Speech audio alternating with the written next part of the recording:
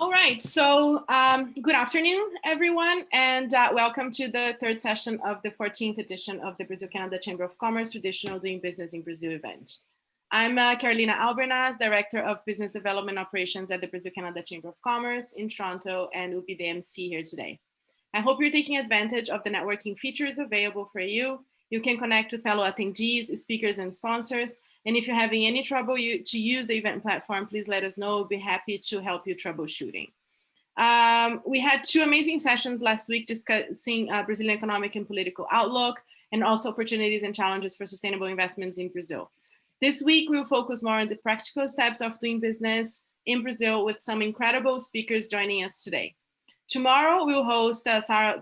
Sarah Woolshaw, Deputy Chief Trade Commissioner at Global Affairs Canada, who will set the stage for a great discussion with Canadian companies that are already doing business with Brazil.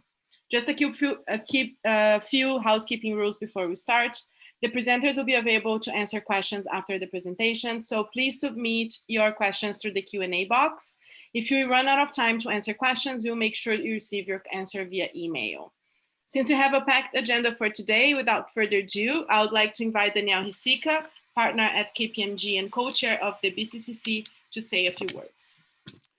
Well, thanks, Carol. It's a pleasure to be here at our annual Doing Business in Brazil event. I mean, I guess today's topics is the practical steps of doing business in Brazil. And for those of you, I'm sure, have heard it many times, Brazil is not for beginners. So luckily, we can bring to you a lot of experienced members and speakers today who have had the pleasure and realize the great opportunity of doing business in Brazil. So I think that's what this event's all about. So I hope that for each of you involved today, you get the real the experience that these people have in doing business in Brazil and can take some of the lessons they've learned back. And I think, as Carol mentioned as well, make sure to use the chat features within our new system that we've implemented here in this new digital world. So with that, I guess the last thing I need to do, and couldn't be remiss to do so, would be to thank our sponsors today. Our platinum sponsors, Vale and MELLOHAWK Logistics, our gold sponsor, EDC, and our silver sponsors, Vonter and Chim, Lundin Mining, and Brookfield. Really, you guys are the ones that help keep the lights on and these wonderful events going for all our members and participants here today. So thank you very much. And I think without further ado, I guess it's my pleasure to welcome Ambassador Jennifer May to do a brief introduction as well. So Ambassador May, thank you very much for joining us again. It's always a pleasure to have you here with the Brazil-Canada Chamber of Commerce. We know you're a great supporter and everyone looks forward to hearing from you. So thank you very much again for being here. Well, thank you, Daniel. Thank you, Carolina, and thank you, everybody. I wish we were all able to be together, and next time, I hope that we will be. But as we all get used to these virtual tools, I'd really just like to say, first and foremost, thank you for having me and breaking down the barriers of geography. Et c'est vraiment un grand plaisir d'être ici avec vous. Et boa tarde de Brasília. If you only remember one thing that I say to you today, it is that you are not alone, that we are here as the government of Canada to help you. We've got a platform of trade commissioners on the ground in Brazil. We've got a team in regional offices across the country, and Export Development Canada is here on the ground. You've already got a network here to help you make a really good landing. So do not hesitate, please, to contact us. And if you're not sure how to do it, the BCCC will be able to set you up with the right people. We're here to really help you connect in the right way. And the last few months have been really, really busy for us, as I'm sure they have been for you. That all of our trade commissioners have been working hard. They've been partnering recently with FCR Law in the ICT sector webinar with Eduardo, Fleury, and Philippe Jeffrey. They spoke about the Brazilian taxation system in Brazil and how to export software to Brazil. We're doing a whole lot of different webinars, including in the gaming sector. We had a partnership with MELLOHAWK Logistics, at which 6 of our trade commissioners spoke about the obstacles and opportunities in the Brazilian market in mining, oil and gas, solar energy, aerospace, infrastructure, and ICT. I'm very keen also to hear from John Price in a few minutes, because there has been a lot that has changed recently, and it's still changing in terms of how we enter the Brazilian market and how we do business here. And I would like to greet and thank Darcy Ferron for participating in the upcoming panel as well. As some of you may know, EDC is celebrating 20 years in Brazil, and our Consulate General in Sao Paulo and our Consulate General in Rio share an office space, and except I realize, of course, right now everybody's working from home, so hopefully they'll soon be back in the office together. But that really makes for great synergies and our ability to really work together on plans and projects and have a really immediate impact. So it's a fantastic relationship. Just as Canada and Brazil have a long history of bilateral trade relations, today Brazil is Canada's third largest trading partner in the Americas and the largest in Central and South America. And despite the economic challenges brought on by the COVID-19 pandemic in 2020, I asked the team, and from January to July, we've had growth of over 8% in comparison to the same period last year.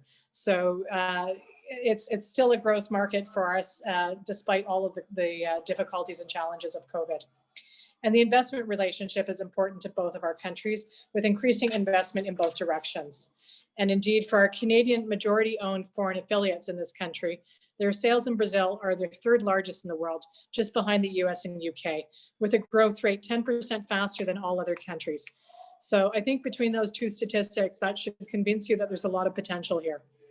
Trade diversification is a priority for the Government of Canada, and as our ambassador to Brazil, I'm pleased to see the interest in this large but complex market. As Daniel said, it's not for beginners, but you've got a very advanced and experienced team behind you to help. Our trade commissioners are actively supporting Canadian firms, small, medium, and large, across a wide range of sectors. And I would also like to highlight the advance in the negotiations of the Canada-Mercosur Free Trade Agreement.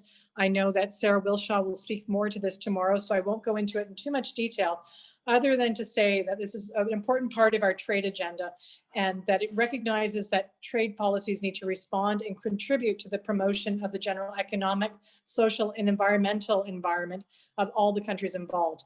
And so with this, we are committed to including in the Mercosur negotiations chapters about labor, gender, and inclusion considerations.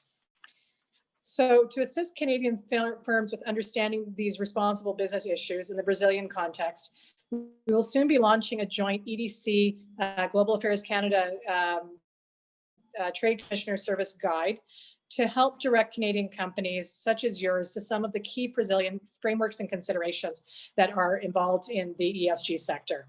And as the Government of Canada, we want to ensure that our companies operating abroad and in Brazil or elsewhere conduct their activities in a socially and environmentally sustainable manner. And we recognize that guidance tools can be helpful resources to achieving this objective. This is going to be a first try. It's brand new. It's not in any other market. So we will also really look forward to feedback both from newbies entering the market, but also from experienced ones who can give us some insights further in terms of what is helpful and what you need to be keeping in mind.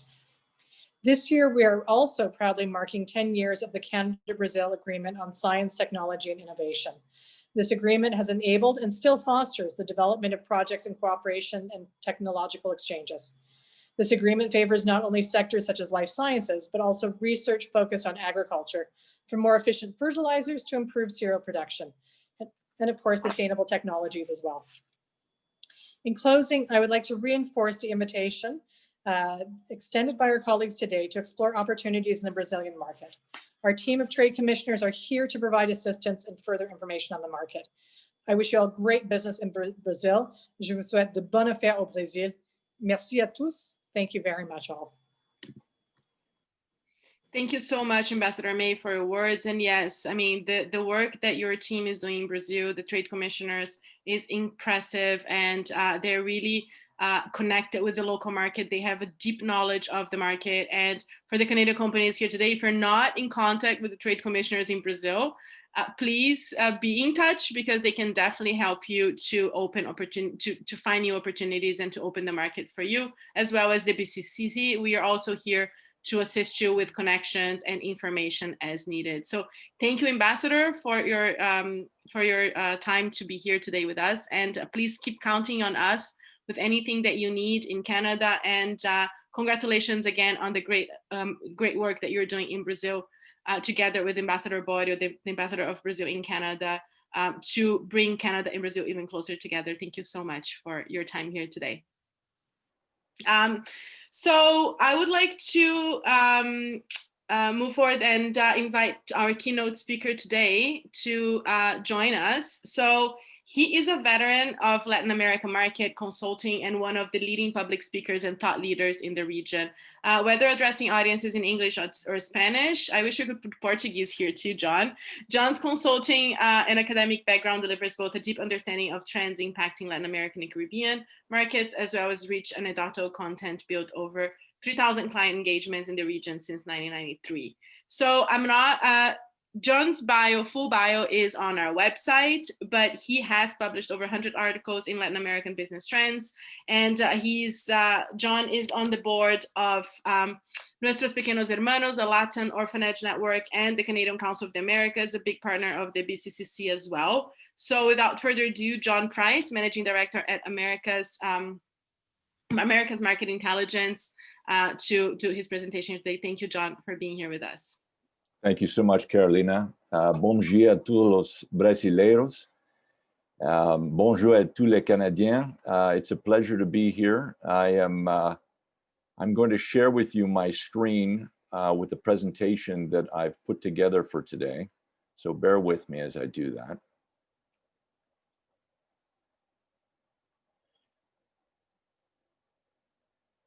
Okay, let me put it on slideshow here.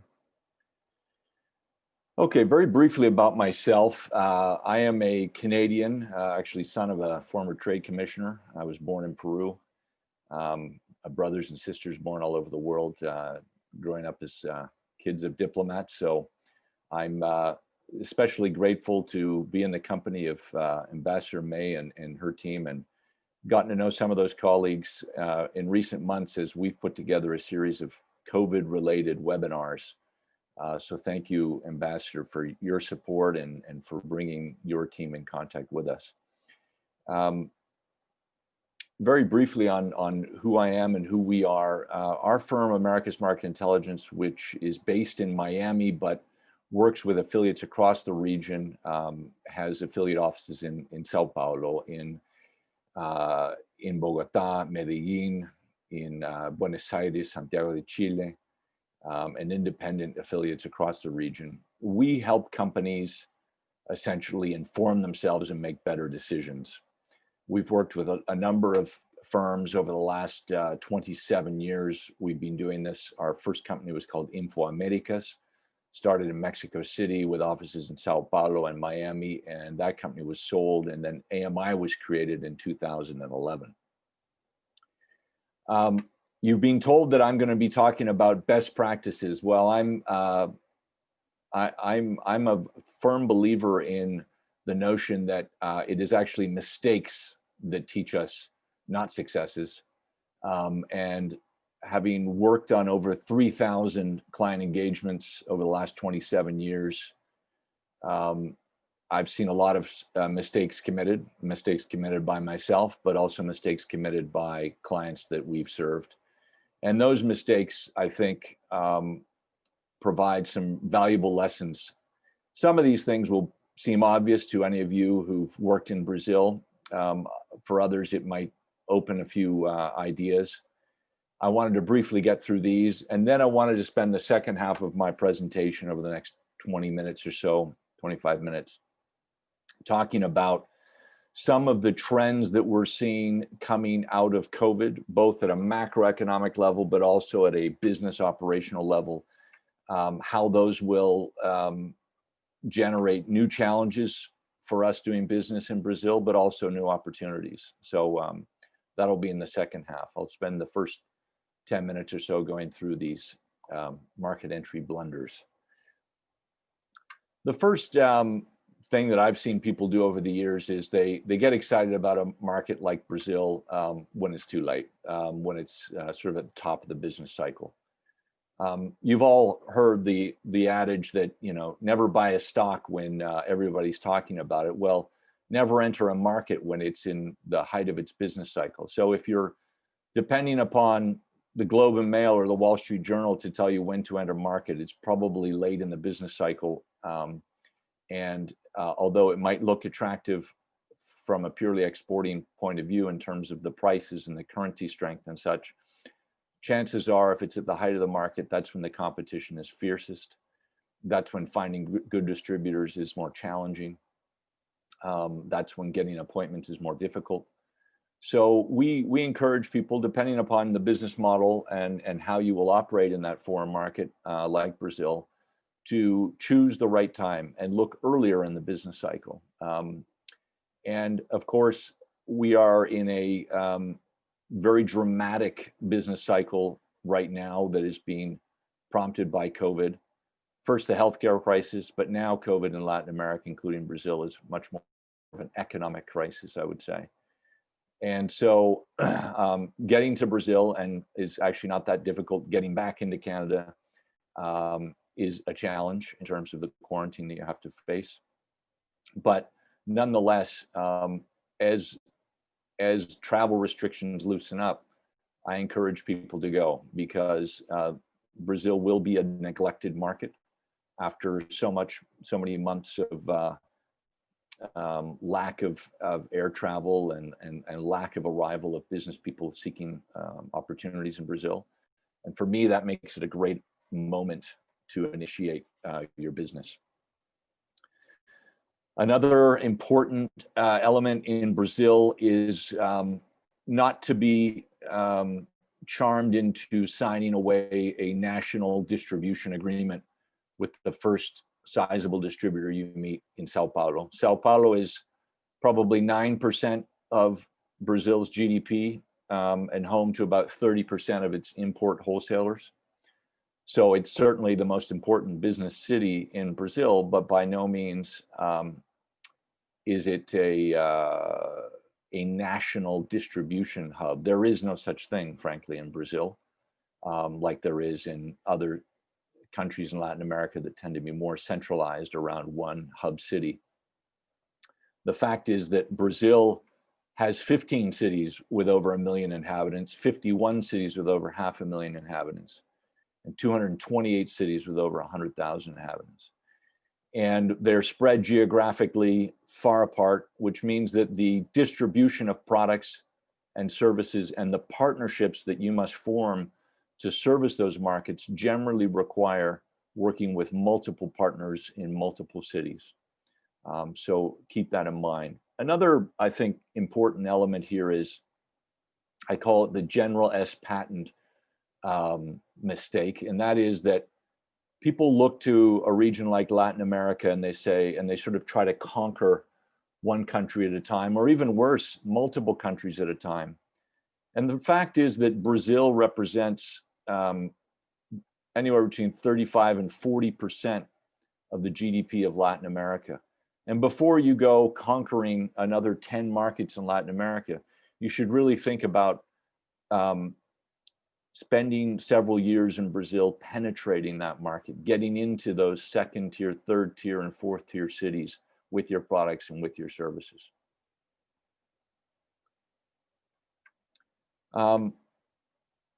Choosing the right business partner is no different in Brazil than it would be going from Toronto to Calgary. And yet so many companies, because they're under time pressure, because of the cost of travel abroad, will often try to establish a distributor relationship based upon one trip to Brazil and meeting 4 or 5 candidates. And the reality is that the information that you can obtain on these companies and their reputation in the market, the breadth of their contacts, the regionality of their penetration of their own networks takes time to research and understand.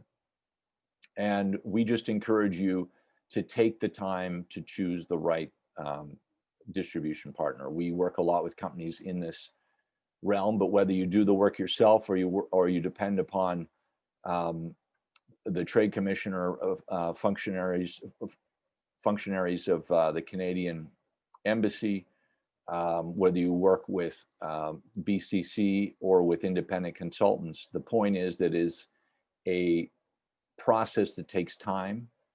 You really have to dig deep beyond the charming individual who runs that distribution company and understand Because once you seal a deal with that company and that person, you're going to be dealing with people at another level. And so understanding who is behind those people, those leaders of that company, how familiar are they with dealing with imported products in your product category? How effective are they at marketing and positioning your products in the marketplace? That's terribly important. Another really important thing is, you know, to use an old Ronald Reagan expression, trust but verify. And that verification process is not just important in selecting the distributor, but also maintaining that relationship. Most distributors, if they're well selected, are capable of building your business. And companies like Caterpillar, for instance, they don't own their distribution. They work with independent distributors, and they've built fantastic businesses in Latin America. The one or two distributors that Caterpillar works with in Brazil, for instance, do over $2 billion of business each year. But that happened over a century of time because Caterpillar really invested in that relationship. And they constantly were visiting and continue to visit their distributor partners in Latin America, starting with Brazil, the most important market for them. Conversely, I've worked with companies in the past, one American company in particular, who produced sporting equipment used in gymnasiums. And they found that their distributor in Brazil, they worked with one distributor based in Sao Paulo, had fallen behind on payments. And so they sent us in to try to understand how well their brand was being represented by these guys in Brazil, only to find out that their products, which were, again, a piece of exercise equipment, had been rebranded. They'd taken off the brand of the manufacturer against the accord of the distribution agreement and put on their own distribution, their own logo of the Brazilian company. And Brazilian users in gymnasiums had no idea that the product actually belonged to a foreign brand.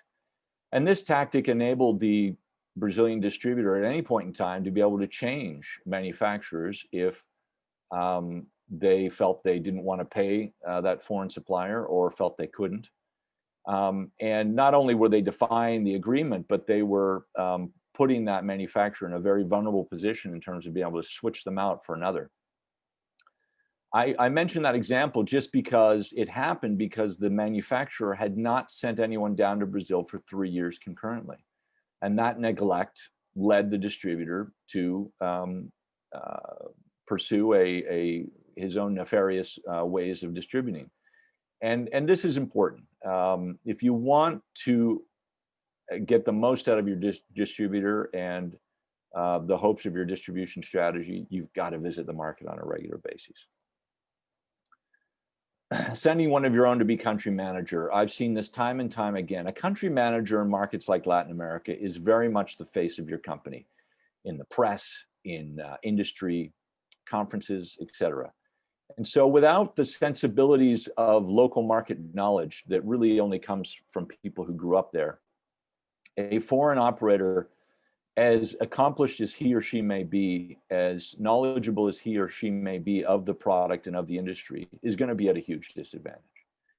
If you want somebody from your own company to provide a degree of control, then bring your own CFO, somebody behind the scenes who really understands the movement of monies within the company, where can measure profitability of operations, and be the reporting eyes and ears back to head office. But make sure that you use a local country manager. Much easier to bring that local country manager up to speed on your company, your products, and your business culture than to try to bring somebody from your own company up to speed on all those aspects of succeeding in a Brazilian market, a market that is, as many have already mentioned, complex.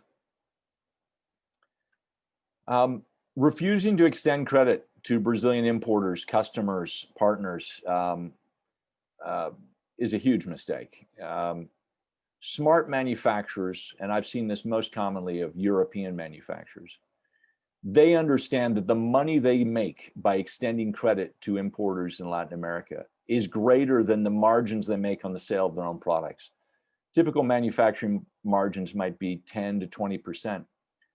But you can extend credit and realize and charge interests of 1 to 2% a month in US dollars, because there's such a shortage of capital, particularly in times like this when there's a credit crunch, because people with capital will retreat and plop their money in cash. And the banks themselves are very wary of being caught with loans that go bad. And so they are very remiss to extend credit, except to the largest of companies. And so the mid-sized distributors or customers that you might be working with will be short of capital, and your ability to lend money to them is absolutely essential to, first of all, win their business, but secondly, can double or triple the profits that you make in that business relationship.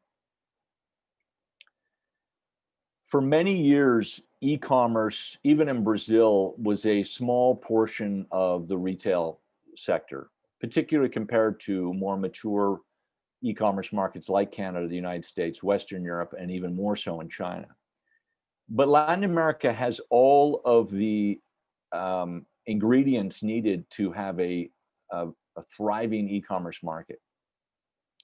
And our firm, strongly believes that e-commerce will eventually represent a higher percentage of total retail versus mature retail markets like the United States and Western Europe. Higher percentages closer to markets like China. And the reason is because the footprint of traditional brick and mortar retail in Latin America, particularly outside of, say, the top 12 urban markets in the region, is about 1/20th of that of the United States. And as a result, if you desire a product as a consumer that is not found in your most basic general retail environments, a department store, supermarket, etc., if it's any kind of specialty product, you either have to drive a great distance or even fly in a country as big as Brazil to a major market like Sao Paulo or Rio or Brasilia, or you order it online. And so what has held back e-commerce in the past? It's been the logistics fulfillment of those products. It's been the payment challenges for customers that don't have a credit card.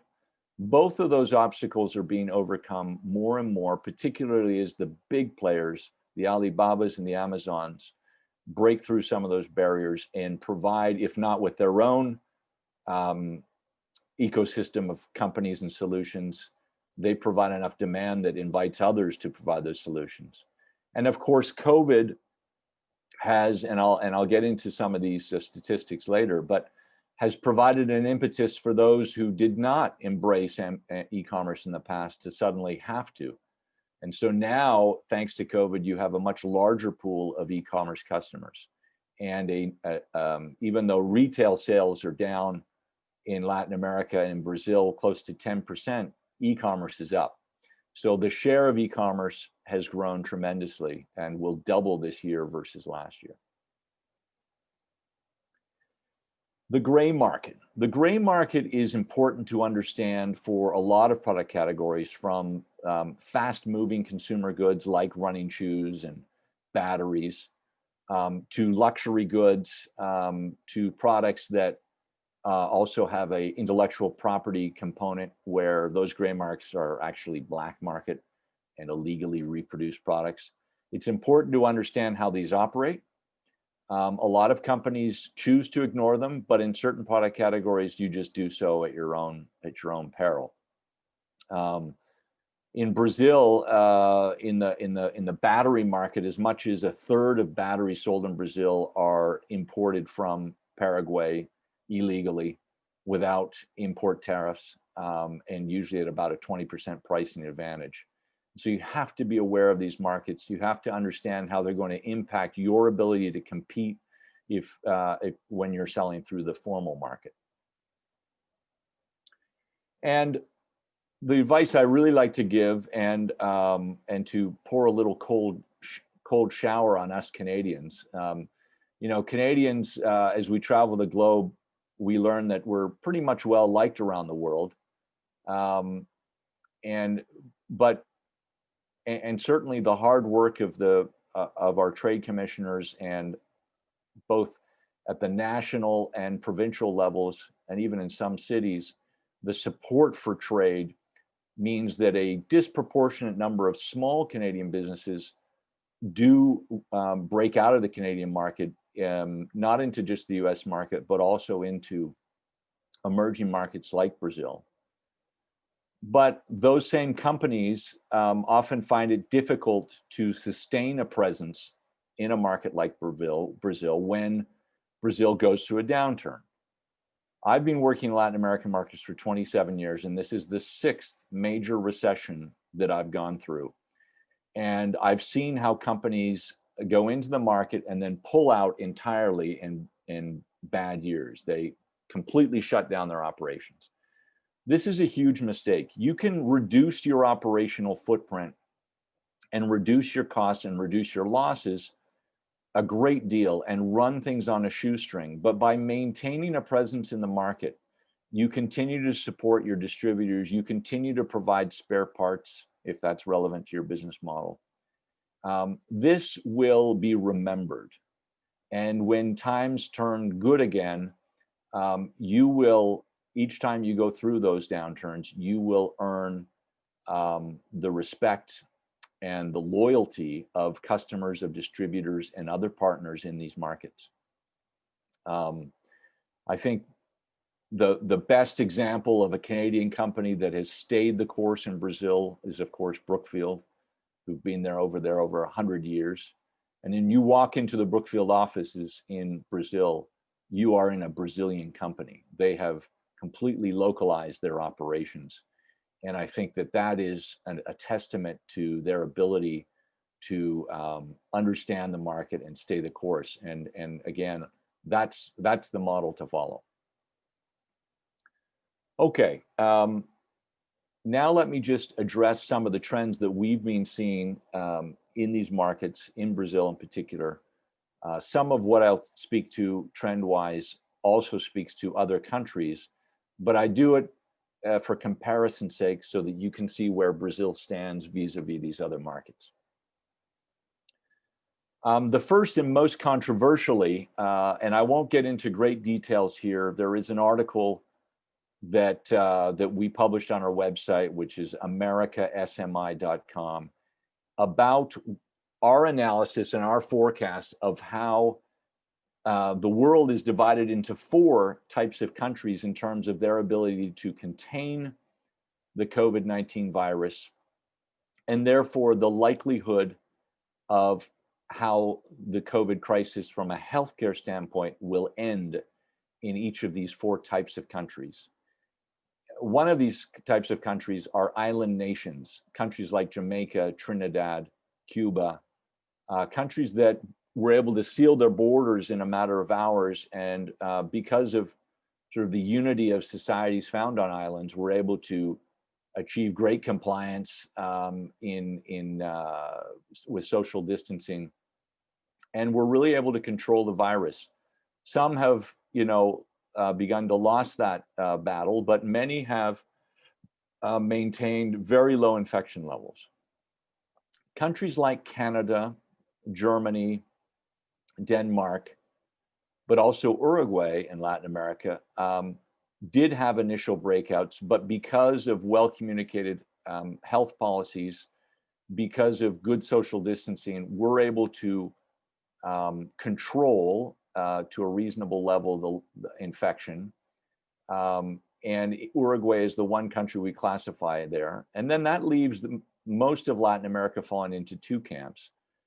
Those who have essentially not been able to contain the virus, either because of a lack of a coordinated health policy at the beginning, countries like Brazil and Mexico, or simply because the density of populations and the economic structure of economies in Latin America, i.e. reliance on informal sectors, meant that social distancing simply didn't work, and infection has spread, countries like Peru and Colombia. There are some countries, Argentina being a good example, the DR, that have managed to contain the virus, often at great economic expense with lockdowns, as is the case of Argentina. And they will be able to hold out for vaccines to arrive. But for much of Latin America, we believe that COVID will burn out down to much lower levels of infection and mortality long before vaccines are deployed. And I mention that because, not to make any kind of political statement, but the reality is that economic activity cannot resume until people feel less afraid to interact economically and socially. And so as a result of that, we are seeing quite a difference between countries in Latin America as to the mobility of, or the return to normalcy in terms of economic activity, whether it's restaurants, markets, people going to offices, socially, and distancing, which tend to be very closely aligned with economic movement. Education, which interestingly enough, across Latin America's most school systems remain closed. Ironically, in Argentina, the otherwise most restricted economy in the region, has actually opened a number of school districts outside of Buenos Aires. And then international travel, you see huge differences in approaches there. And I think that Brazil is one of the most open economies today vis-a-vis the rest of Latin America. And that's one of the reasons that we are hopeful that Brazil will be one of the strongest recovering economies. And I'll get into other reasons for that. Another big reason for that, and across Latin America, every economy in Latin America will suffer a downturn this year, and every economy in Latin America will rebound some degree next year.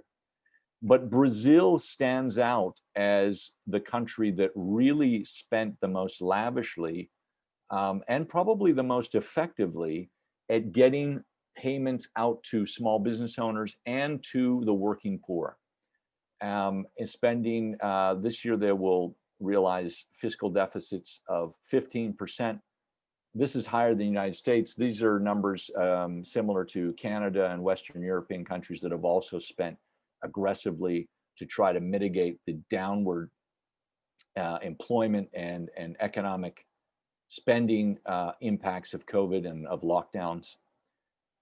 Another issue is, what does this mean to the distribution of income? The Wall Street Journal published a very interesting article just 2 days ago about what they're calling in the United States a K-shaped recovery. We've heard of a V-shaped recovery, we've heard of a U-shaped recovery, we've heard of an L-shaped recovery. They're speaking to a K-shaped recovery, which talks about very different economic destinations and trajectories for the haves versus the have-nots. The haves being essentially those who can work from home, whose the businesses they work in, or the governments that employ them, or the nature of their work enables them to work virtually, work digitally, like those of us on this call.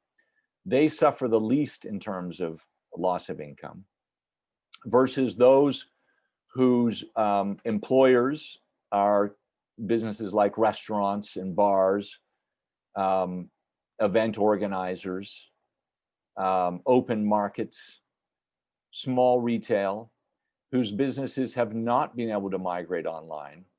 They are suffering very different fates. And it's a very similar story in Latin America. Generally, if an economy relies a great deal on informal employment, and Peru has some of the highest at 73%, Brazil is relatively low at 42%. The higher that degree of informality, the more likely that a large percentage of the working population cannot transfer their jobs online. You couple that with the government's ability, both fiscally and monetarily, to stimulate the economy, be it fiscal spending or transfer of monies to people, you're going to see a big difference. And Brazil not only spent a lot of money in different programs, but their banking system, which is by far the most modern and digitalized in Latin America, and in fact, one of the most modern in the world, became a useful vehicle for the government to get transfers directly to people. In fact, this crisis was used by the banking system to issue digital prepaid cards that people, the unbanked, could receive, and to be able to use it, they essentially became part of the banking system. So the COVID crisis became an opportunity for the Brazilian banking system to bring into its ranks an additional, I think, 40 million people or so, which is an incredible achievement, and will not only help the government get money to these people, but will also bring those people into a formal economy, which is going to help exporters servicing that market. So Brazil has done many things very successfully in trying to mitigate the economic downturn of this.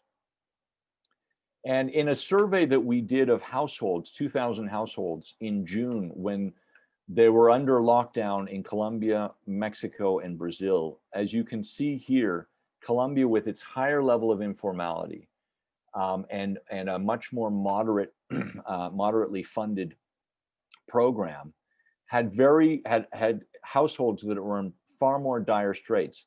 Now, this was very eye-opening at the time, because back in June, the world was still applauding the efforts of Colombia for its strict lockdowns and its ability to contain COVID.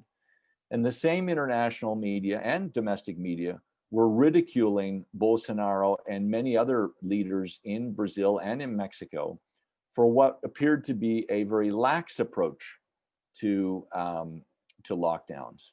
But what we see here is, and again, I'm not trying to make a political statement, but what we see here is that the effects at a personal household level in Colombia were far more devastating. 47% of households had lost jobs temporarily, 27% had lost jobs permanently, versus 19 and 11% in Brazil, respectively. The Brazilians were able to start working from home more readily. That speaks to a higher level of digital economy that you find in Brazil versus other economies in Latin America, as well as a higher degree of formality of their employment.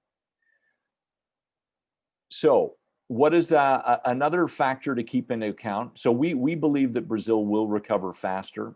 First of all, it will be the least negatively impacted, and I'm sorry I don't have a slide here, but its economy will drop about 5.5% in 2020 versus a Latin American average of 9% negative drop. And also it will rebound faster. But one of the things that we are seeing is that Brazil has taken a very interesting approach with its central bank. Brazil, Peru, Mexico, Colombia stand out for having a very professional central bank that have operated that way for over 2 decades now.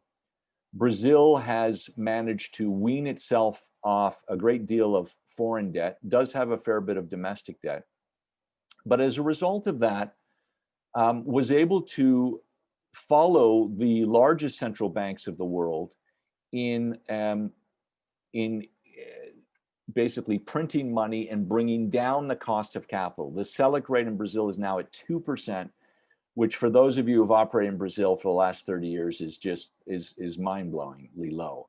And what it has done is it has released a lot of capital that is helping to mitigate some of that downside risk. But it will also keep the Brazilian real weak.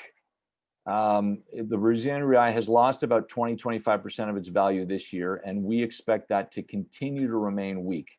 Now, that is a plus for Brazilian business. That is a negative for exporters trying to gain a foothold in Brazil. And it speaks to the need to move some of your cost base as much as you can to Brazil so that you are producing, or some of your costs are real based. Again, COVID has been a big boost to e-commerce.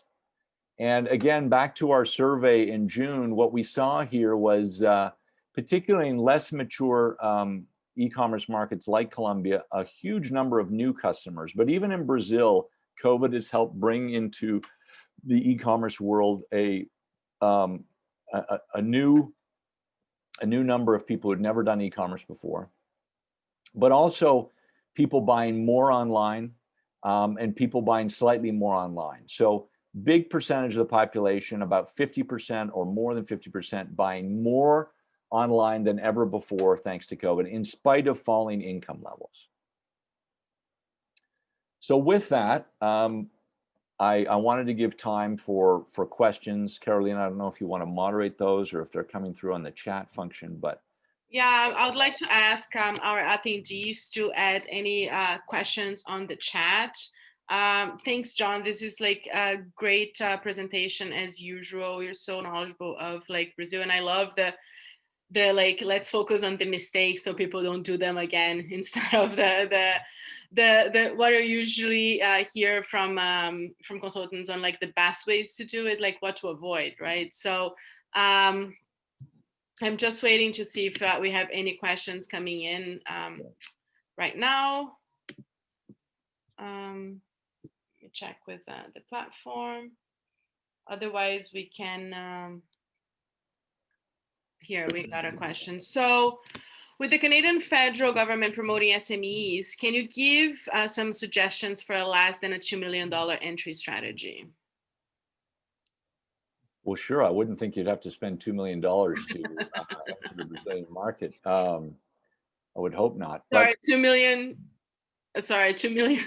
companies. So companies that are valued lower than two. Like, oh, this is interesting. Right. So for less than $2 million companies, how to first SMEs to enter the market? Absolutely. Well, just so you know, I entered the market.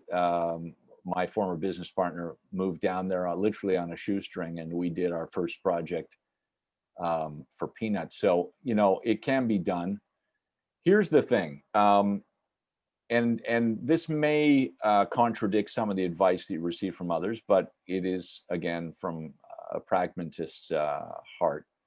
A lot of the times, the easiest way to enter a complicated market like Brazil is to follow your customers there.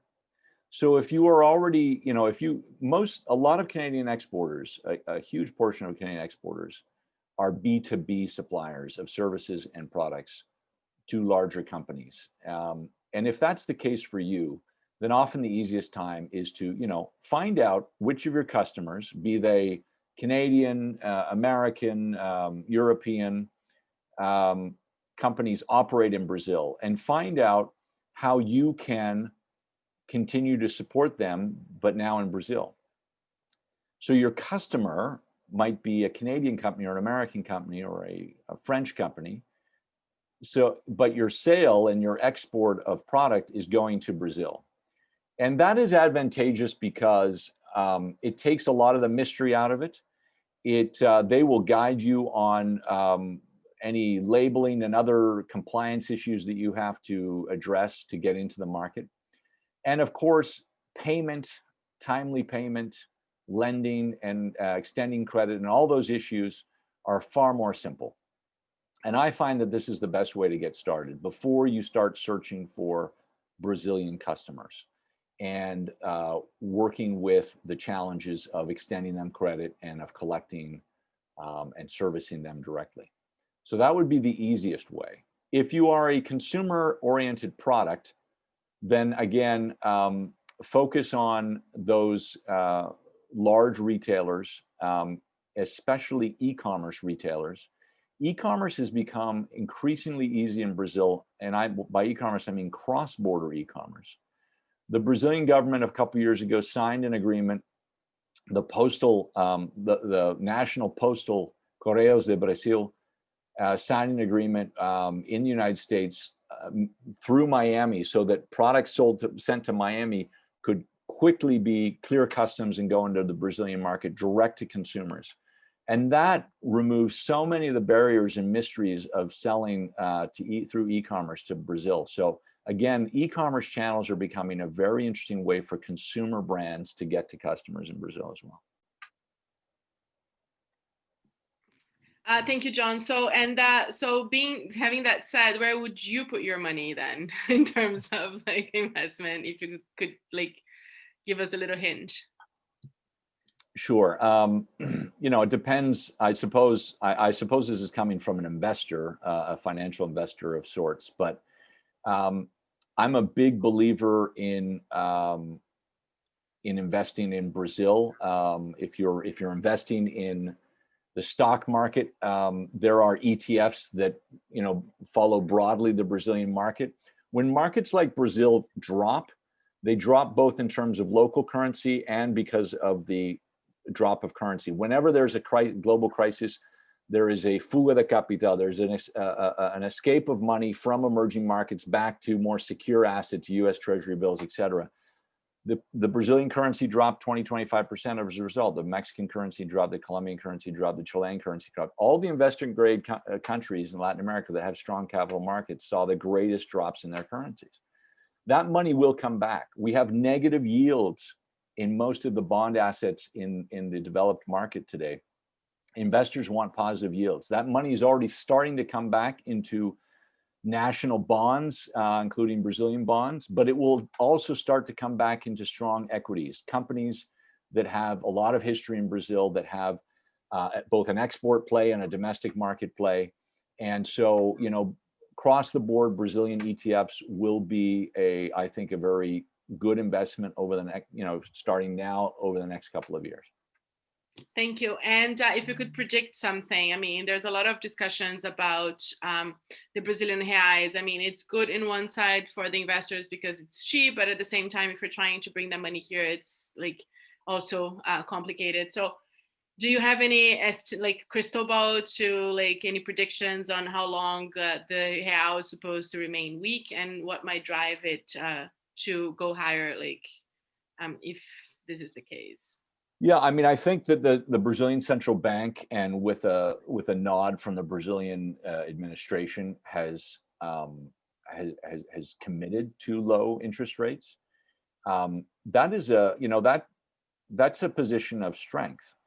Most emerging markets can't do that because if they do, there'll be such a capital flight that their currencies will essentially collapse. They have to maintain their interest rates high to keep enough international flow of capital. But Brazil is able to do that, and I think that's an advantageous thing. And we've seen, they were already moving in that direction before COVID, and we saw the commercial real estate market really taking off in 2019 as a result of that. And again, I think that that Brazil is going to attract a lot of Brazilian investment in infrastructure and in real estate development, in large capital industries, and that's going to be a good thing. I think for foreign investors, for exporters in particular, it will be challenging unless your product is unique and cannot be replicated by Brazilian competitors. If that's the case, then it doesn't really matter where the currency is. You will find market share in Brazil. And so I have just a couple more questions. So as a distributor here, as a distributor of multiple consumer products, someone wants to know if, do you see the Brazilian mentality that's still receptive to early adoption of products then? Yeah, again, Brazil is, it's a huge market. It's a hugely segmented market. You will find the most sophisticated consumers, the most sophisticated businesses in the world in parts of Brazil.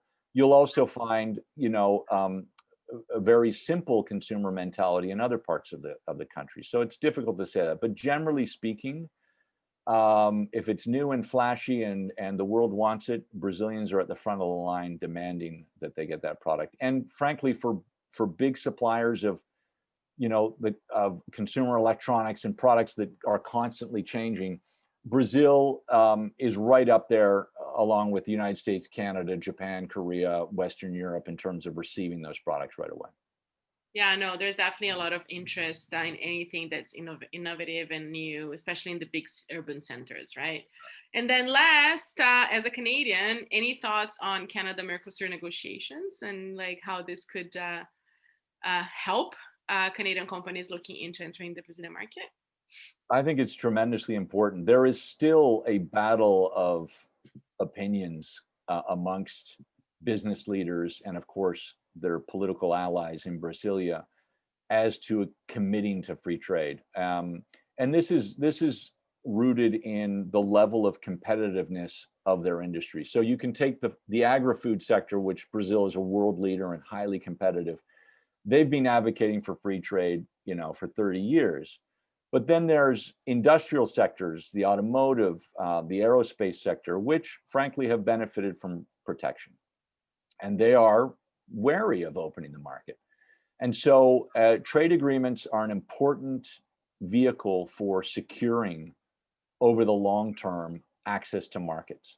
Because without it, it becomes challenging for companies to operate in a market like Brazil with its natural ups and downs, which have nothing to do with trade agreements. And so I think trade agreements are really important in terms of securing access to a market. So, I can't think of a more complicated trading partner with which to pencil an agreement than Brazil, but it's absolutely, and Canadians trade negotiators are world renowned for being dogged and going through what is a very tedious and very difficult process that takes years to get countries to commit to the details of trade agreements, but they're absolutely essential. And another important element for exporters, for Canadian exporters in this case, is that trade agreements provide a voice in Brazil, a set of rules, an arbitration panel, et cetera, that allows you to defend your company's position, which can be difficult if you have to fight in a legal system where you don't have an even playing field, to put it bluntly. A trade agreement really does provide a more even playing field for defending your IP, for defending your access to markets, for defending your access to government procurement contracts, et cetera. So for those reasons, it's essential.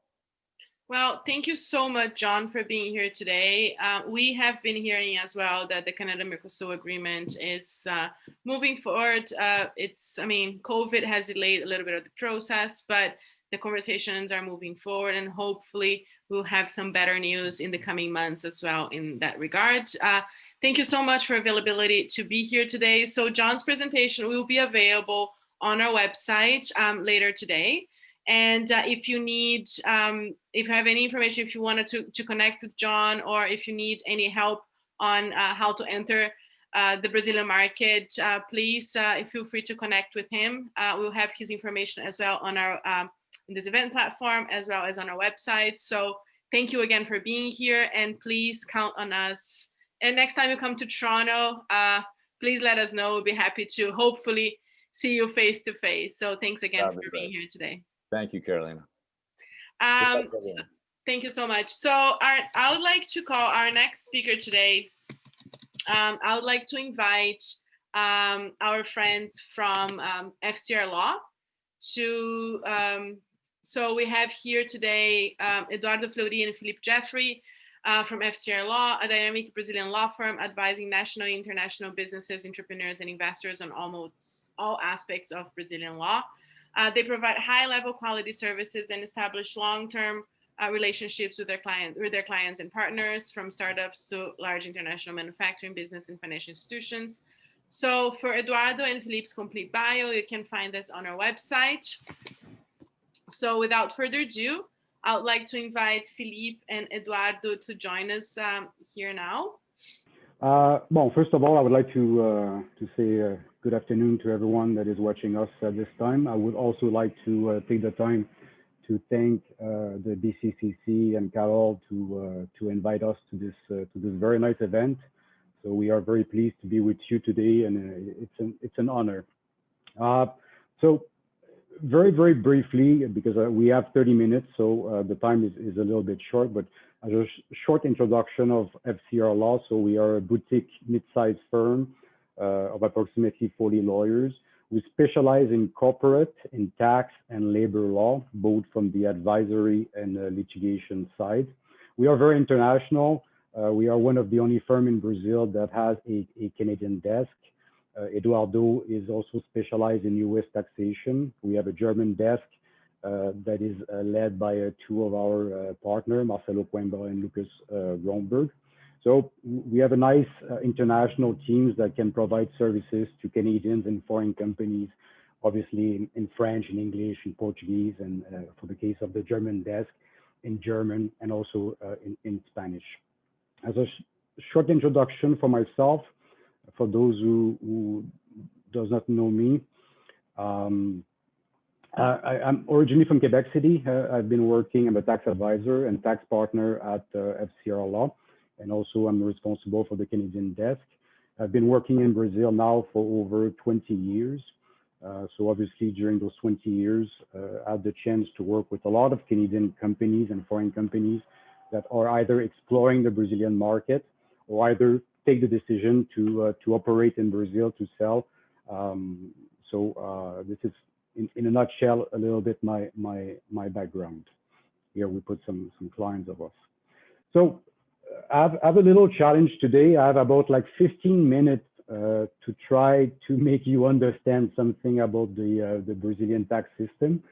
So I will try to keep it as simple as possible. And obviously at the end, if you have some question, we will be available to either answer your questions after our presentation, or if you want also, we will be available if you would like to contact us after the event. So starting by the Brazilian tax system, the Brazilian tax system is similar to a certain extent to the Canadians or other foreign tax systems. So foreigners, either companies or individuals, are taxed in Brazil only on Brazilian source income. And obviously Brazilian companies and Brazilian individuals are taxed on the worldwide income. So not only on Brazilian, but also on foreign income. What is people that start looking at Brazil and start looking at the tax system, what can potentially shock you at the beginning? It's to see the level of the Brazilian tax burden. So in 2019, the tax burden in Brazil was approximately 33% of GDP. So this is quite a high percentage for the tax burden. If I compare this as an example with the Canadian tax burden, in Canada, it's about like 13% of GDP. So the tax burden is high, but you need to understand that this tax burden is not only applicable for you as a foreign company wanting to do business in Brazil, but also applies to local companies. So it doesn't make necessarily that when you look at this, you say, how can I be competitive in Brazil? You can be competitive because again, local companies are also subject to the same tax burden. What also can shock a lot of people, and what makes the well-known complex Brazilian tax system is the numbers of taxes. So as you can see on this slide here, obviously companies in Brazil are subject to corporate income tax at the combined rate of 34%.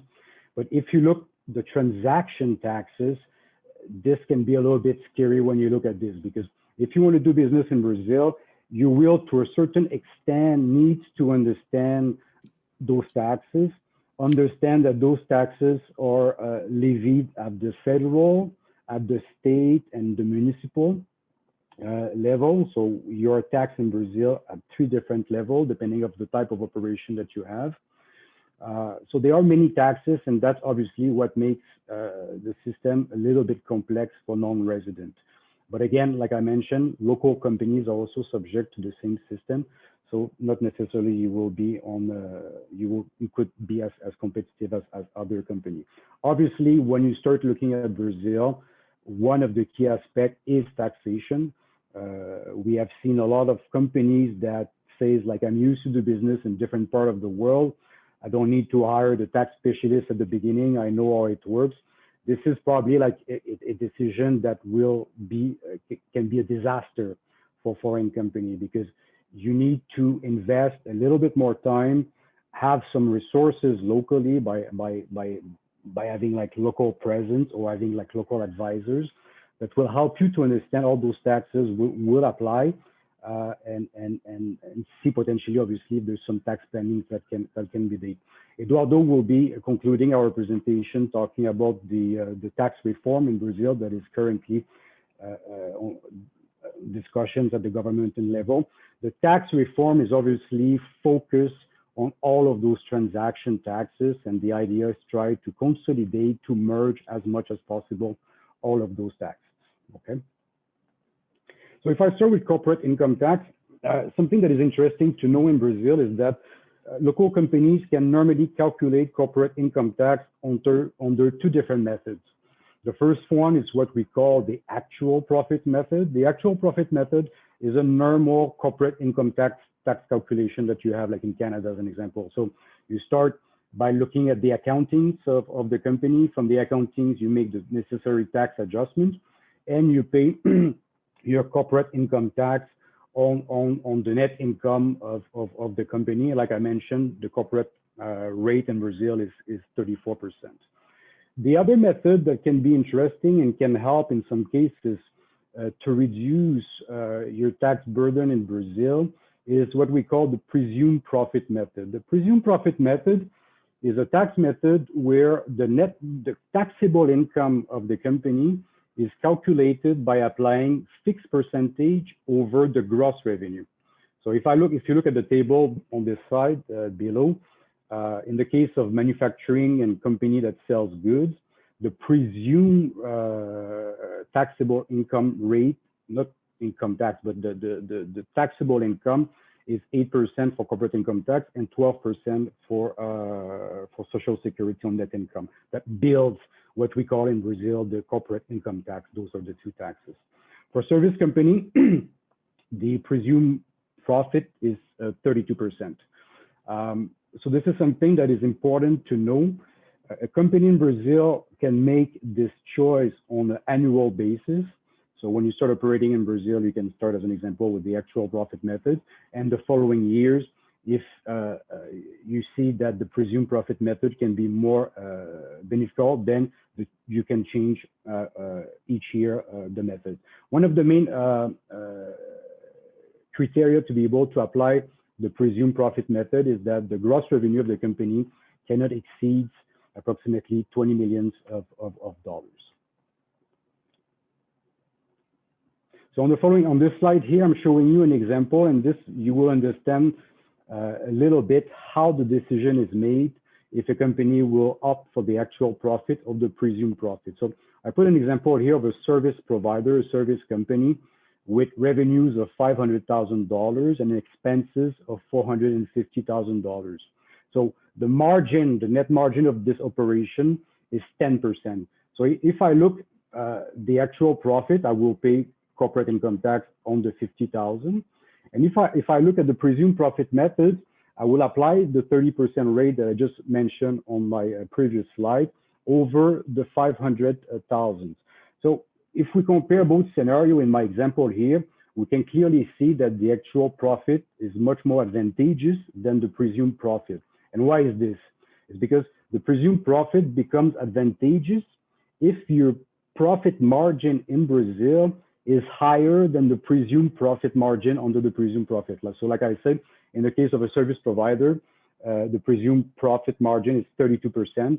So this is why in the scenario that I give you here, the actual profit method is more advantageous. Obviously also, if you start operating in Brazil and you say, well, at the beginning, I might be on a loss positions or on a break-even position for the first few years, obviously the best method for corporate income tax will be the actual profit method in that case. Cash repatriation alternative. This is something that when we are in Canada or when we talk with Canadian company, this is often one of the first questions that we are being asked. How is it to repatriate the money that I'm investing or the profit that I'm generating in Brazil? People, this probably comes for some times ago. People are a little bit scared that putting money in Brazil will be very difficult to repatriate the money back to Canada.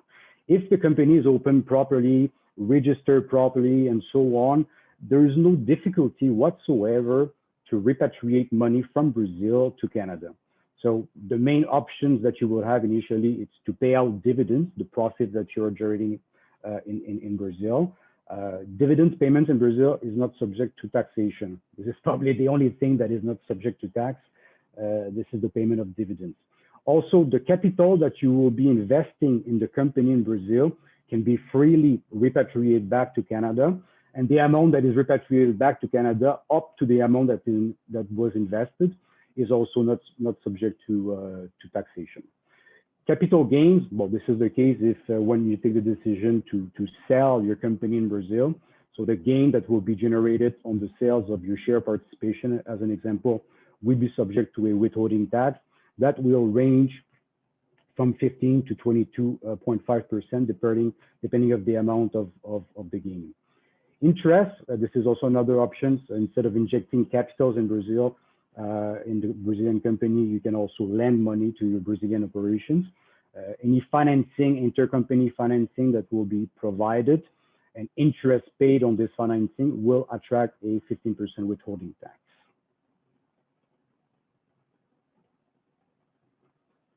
Now, a lot of a service company, not only service company, we see this frequently.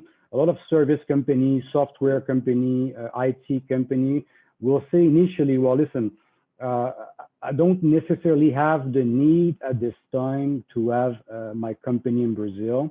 So I will first start selling my services, selling my software to Brazilian clients from my Canadian companies or from other companies that they might have around the world. What is important to understand is there's a quite high taxation in Brazil on the payment of services, payment of softwares, and royalties. So this is key also when you start thinking about your pricing in Brazil, if you're selling services and software directly from Canada, is that this transaction could be subject to tax to up to 40%. So different tax will apply on the transaction: withholding tax, a federal contribution that we call CG, other federal contributions on the import of services will apply, and also a municipal service tax, which is the last one on my slide here, that is called ISS. I'd like to take a look at the following slides, and this is quite important for you guys to have this understanding. What I put on this slide here are the taxation applicable for different type of transaction. So services, royalties, software license, other services, and potentially to have a cost-sharing agreement with your Brazilian company. It's important to understand this because a lot of time, I will give an example of a SaaS model for a software company.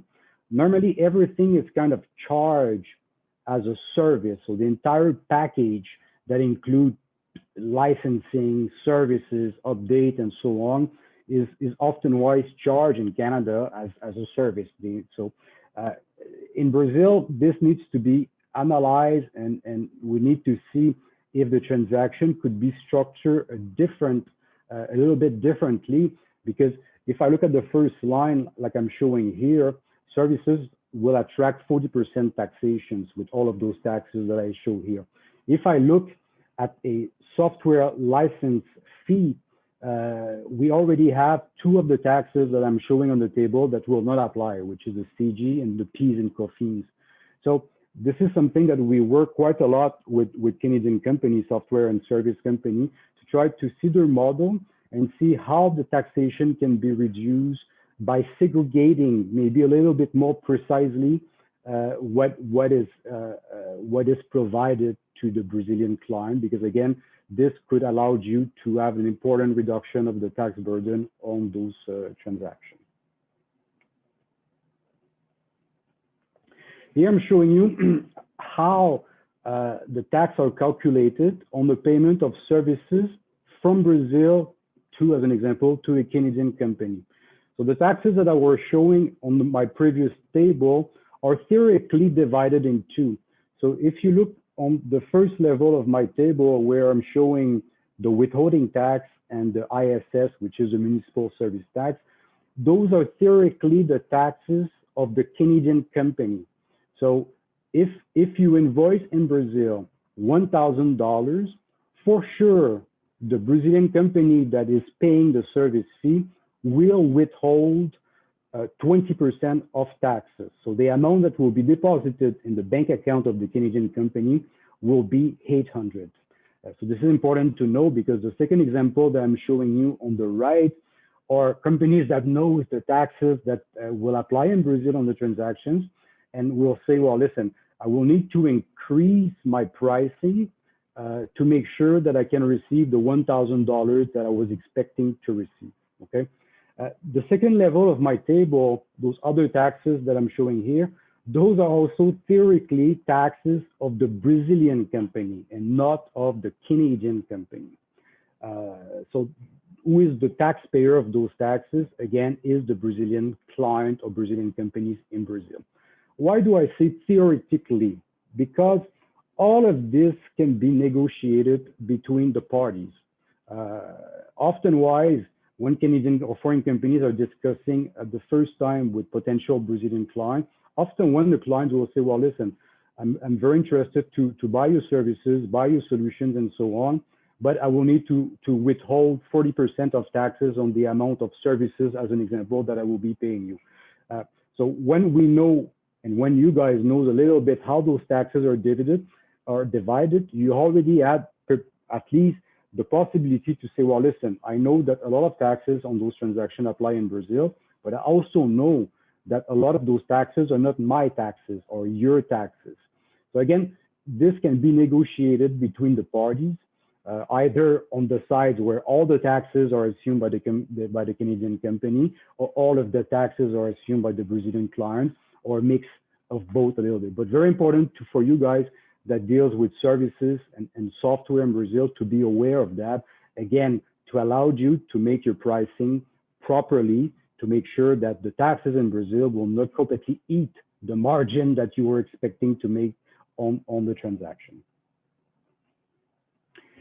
This last tax calculation example is also very, very important. I mean, this is a little bit more complex. I will not enter into the details of all of those taxes, but it is quite important to understand, because in the example that I'm showing you here, so I'm showing you two calculations. The first on the left side are the taxes that will apply on the import of goods into Brazil. So if you're selling goods to Brazil, all of those taxes on the left side will apply. And the rate that I'm putting here as an example, if you look at the II, which is the first tax, this is an import duty. And the second one is a federal excise tax called IPI.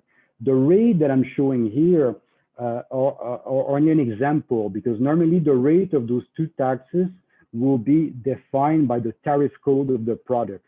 So the starting point of knowing what are the rate of taxes in Brazil is to have the tariff code of the product. And with this, we can have an initial idea of the rate of taxation on the import transaction. Again, some of those taxes are creditable, some of them are not. The import duty, as an example, is not a creditable tax.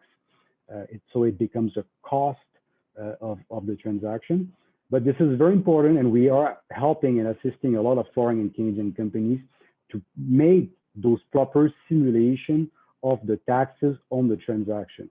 On the right side, I'm now showing, as an example, if you work with a distributor in Brazil, you will first sell your product. So the distributor will import your product in Brazil, pay the taxes on the left side, and then when the distributor will resell the product in Brazil, another level of taxation would apply.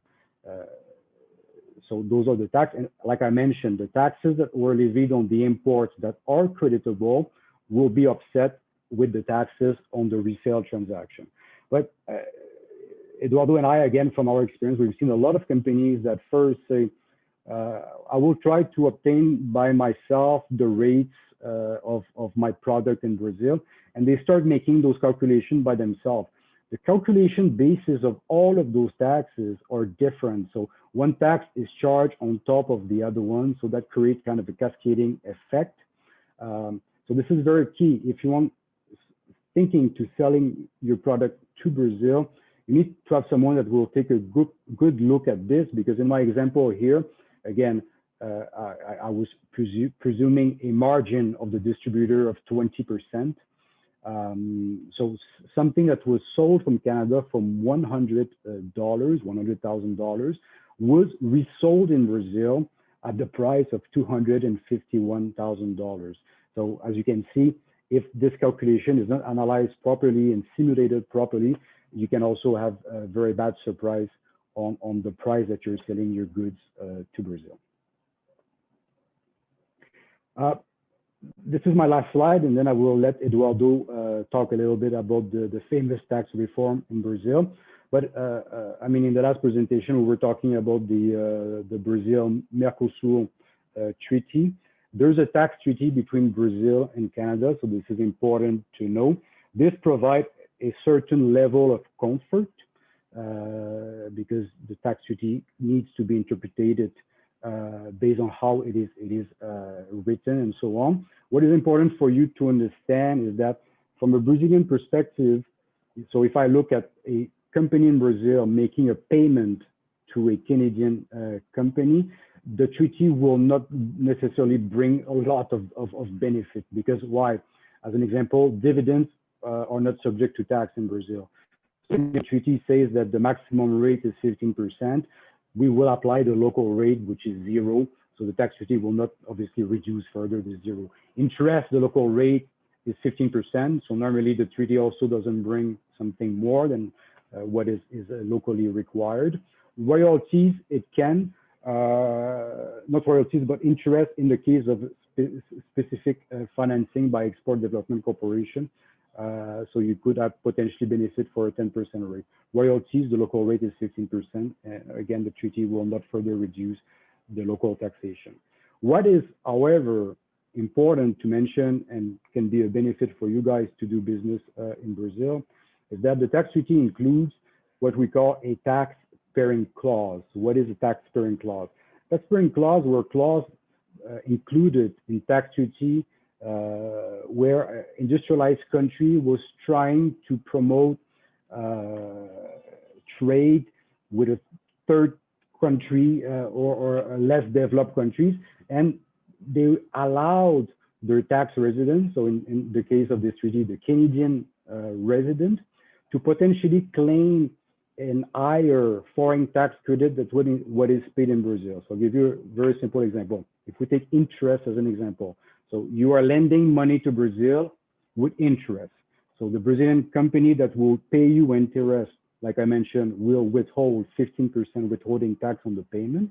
However, based on the treaty, you can potentially claim a foreign tax credit in Canada of 20%.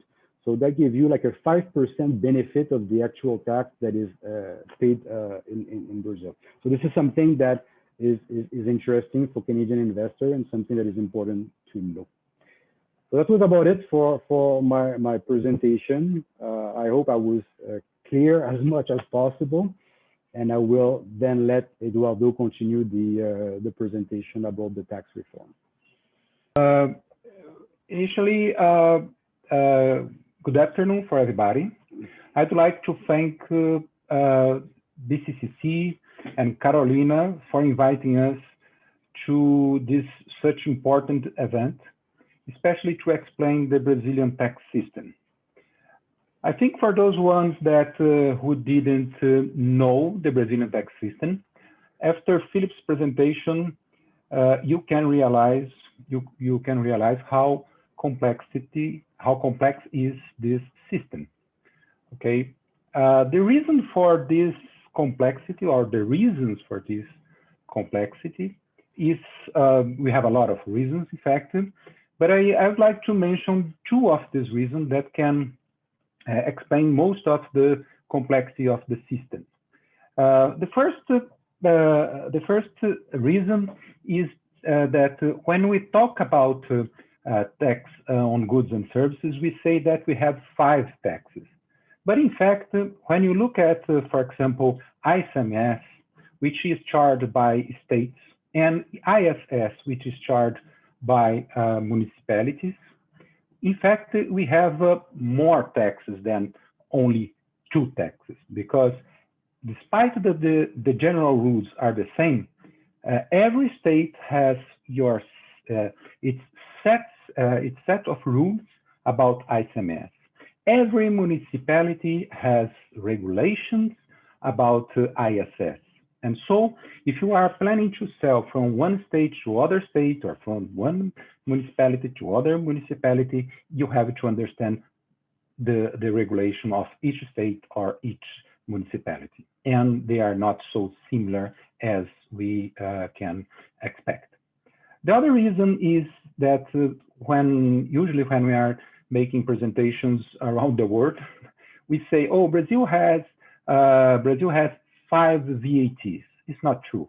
In fact, the tax that we have, IPI, ICMS, PIS/COFINS, and ISS, they are far from a VAT. They are very different from a VAT. They are tax on goods and services, but they are not VATs. They are not VATs because when you are selling the products or services, you have a lot of tax regimes. You have a lot of tax rates, and so it's very complex to even to understand how much you are going to pay when you are selling. Also, when you are buying products and in order to take credits, if you go to analyze the IPI, you have a set of rules about the credits.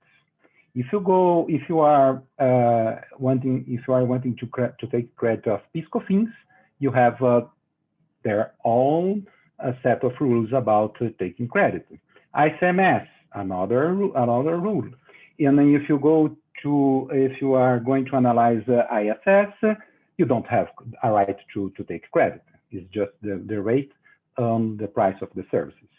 And so we are far from a VAT. These two reasons are the reasons that explain most of the complexity of Brazilian tax system.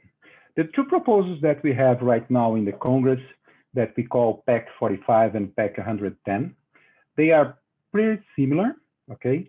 The big difference between the two of the two proposals is the fact that the PEC 110, they plan to have 5 tax rates. In PEC 45, establish only 1 flat rate for all products and services. Besides that, the two proposals are planning to replace all the 5 taxes, which are PIS/COFINS, IPI, ICMS, and ISS. And so they are replacing all these taxes for just 1 tax would be a VAT, a real VAT, an actual VAT, okay? The VAT will be charged based on the destination principle, or in other words, when you are selling, for example, from São Paulo to Rio de Janeiro, what matters is the tax rate in Rio de Janeiro and not in São Paulo. So that's the main, I would say, one of the main features of the proposals. Also, of course, no tax benefits, okay? If it happens most because we charge the VAT based on the destination principle. And also, of course, we have the non-cumulative system working fully, which means that we can take credit for everything we buy and what VAT that the supplier pays, I can take credit. Okay. We were in this slide, and there is another proposal that was sent to the Congress by the federal government. In terms of concept, is very similar to the other two proposals. Is a VAT with just 1 rate, basically just 1 rate, with a few exceptions and a few exemptions. Okay. But the big difference between this proposal from the other two proposals is that the proposal is only to replace 2 taxes, PIS/COFINS, okay, and not the 3 other taxes. Right now, what we are expecting that there is a negotiation right now in course in the Congress between the Congress and the federal government, and there is I would say a good expectation that they can mix these proposals, okay? And there, as I said, there is a possibility that we can have this proposal the tax reform passed by the Congress, at least in the House of Representatives by the end of this year. And so the expectation here in Brazil is very positive, despite the discussions. Of course, reform like that brings a lot of interest that has to be negotiated, but right now we have this expectation. Two other points that can be call attention in this moment, that the federal government wants to reduce the payroll tax, but in order to replace the revenue that will be lost if you reduce the payroll taxes, they are proposing to create or recreate a tax on financial transactions.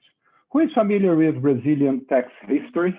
I would say that you can remember that until 2007, we have what we call it CPMF, which was a tax on financial transaction. It was revoked in 2007. Now, the Brazilian government, the federal government especially, they want to recreate this tax again, and they want to charge 0.2 on each financial transaction. The other issue that I don't expect to be discussed this year, but it can be discussed next year, is the reduction of the corporate tax rate. Probably they will go from 34 to 20 in order to compensate the loss of revenues. They want to create the tax on dividends. Philippe explained that the distribution of dividends is exempt right now in Brazil. So the proposal is to reduce the corporate tax rate and to create a tax on distribution of dividends. This chart here, we would like to explain our work that we have been performing for at least this year and the last semester of the previous year. We have been working in a methodology to make an assessment about the impact of a VAT in the Brazilian economy, especially in sectors or in companies. So this is a kind of example of the study that we did. Okay, so for example, if you are talking about the industry, machinery and electronics, will have a reduction of price. Oh, may have a reduction of price. Okay, and we have this chart has another examples. Okay, and this methodology was in certain way recognized by the World Bank, and I was personally hired to help World Bank to calculate the impact of a VAT on the consumer side. In this case, in this example that I am showing in my chart is about the sector research, but for World Bank we are assessing the impact on the consumer side, how much the consumer will pay in order to considering the impact of a VAT. So this is a kind of work that we have been doing in the last, I would say, almost 2 years. So that's it, what we would like to explain to you guys. And once again, we are available for questions. And thank you for the opportunity to explain Brazilian taxation. I will drop my presentation. Wait a minute. Thank you, Eduardo. Thank you, Philippe. I don't know if I don't see any questions here on our chat. I think the first time we don't have any questions on Brazilian taxation. This is either is because everything was very clear, or either exactly. we were totally unclear and no one understood anything. They give up. I'm pretty sure that it was very clear. We're receiving a lot of questions and requests on the Brazilian taxation reform. This has been a big subject for Canadians and for international companies for a while. So I just wanted to reinforce here to our audience that Eduardo is probably one of the biggest experts in Brazilian tax reform in Brazil and in taxation in general. So he's a great contact for Canadian companies looking into really understanding what is on stake here and what the changes are being, how to benefit from those changes as well. I think taxation is, in Brazil, it's like really worth the consulting fees that you pay for the lawyers, because as Philippe mentioned in the beginning of his presentation, if you think you can do it by yourself, don't even try, because it's really complicated. So well, you can try, but the chance to not have success in Brazil increase quite a lot. Exactly. So thank you so much. I really appreciate your time here today.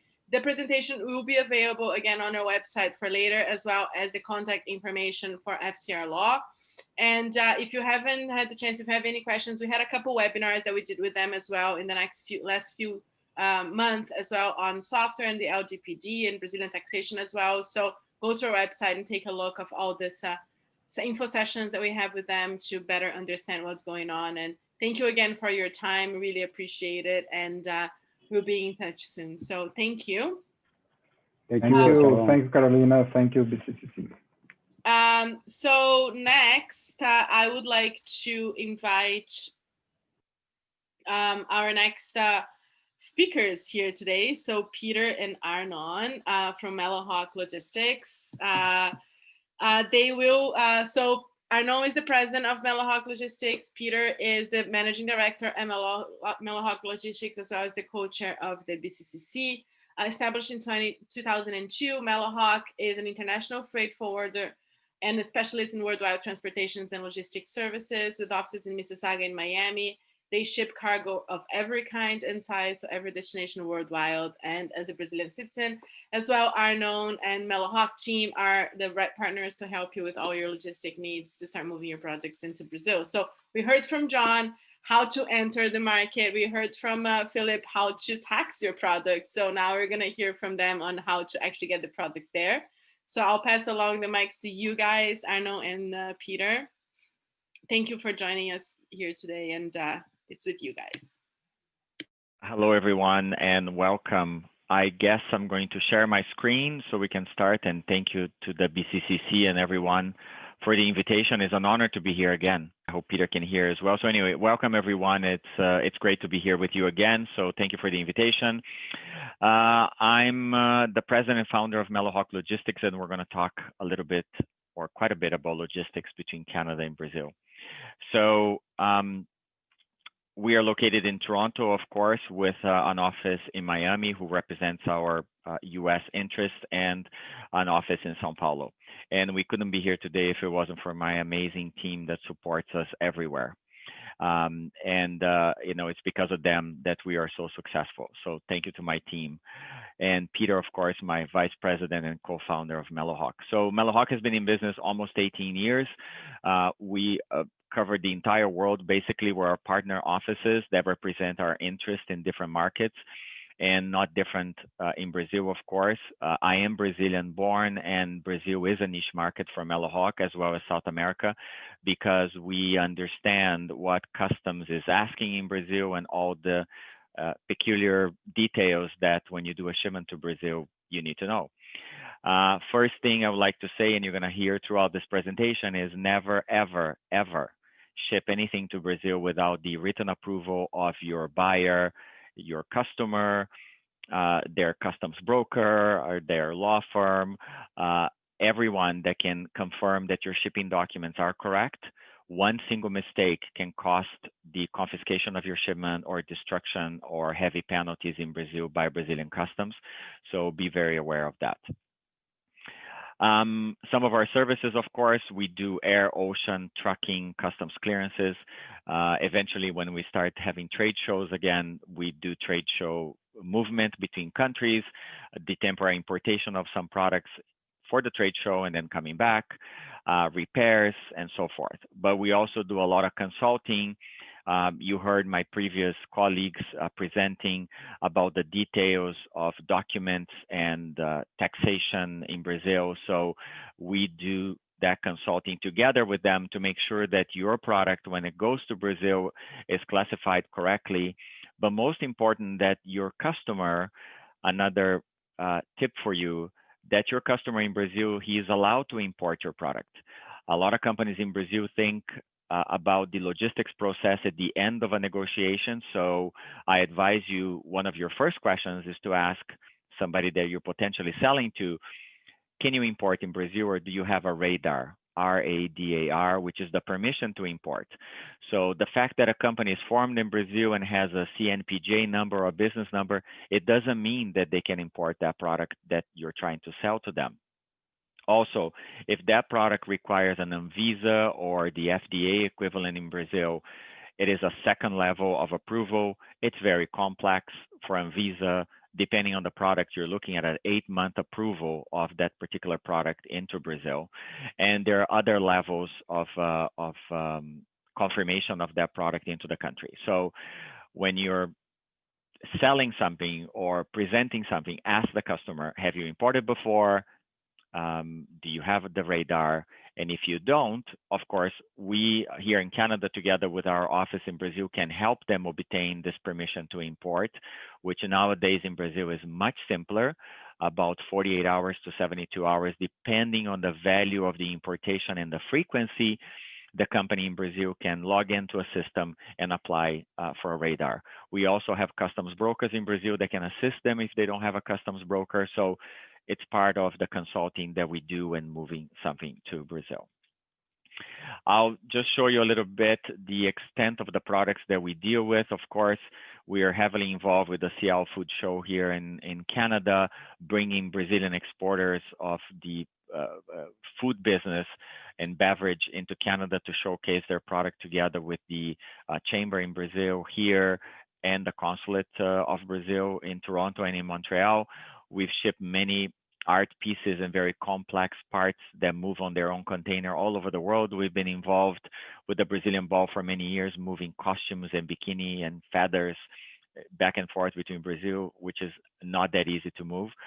And we've done some large, which is called project cargo, moving radioactive equipment from here to Argentina or Brazil, or setting up power plants all over the Caribbean or in Asia, which require vessels charting and airplane charting. So these are the extents of the shipments that we can do. So it doesn't matter if it's a small box, one pallet, or several containers, we can handle, and we'll be happy to quote on any project that you have going into Brazil.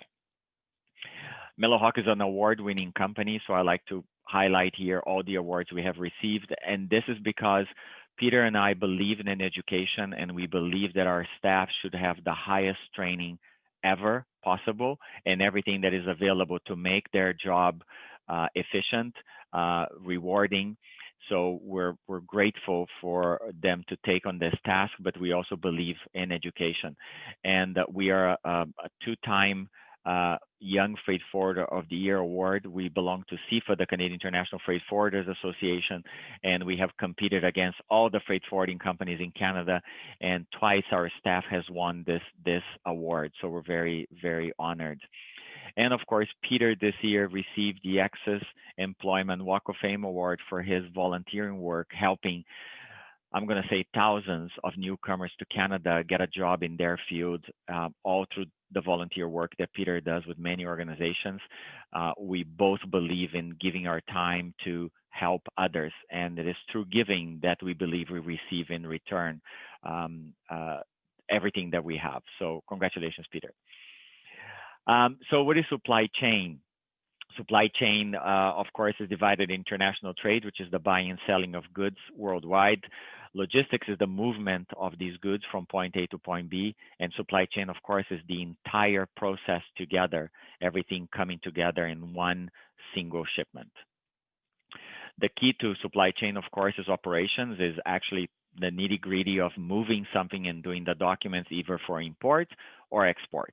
So again, please don't ship something to Brazil, even when your customer is desperate, telling you, oh, put on FedEx, put on UPS, put on DHL, or put on Air Canada and fly it to me and I'll clear. Never do that, because even on a courier system in Brazil, the importing process is complicated, especially related to the part, related to the value. Always take a 24-hour hold on something that is urgent. Ask somebody like us if we can review the documents for you, if we can speak to the customs broker in Brazil, if we really can find out who should be the import of record in Brazil. And here goes another tip.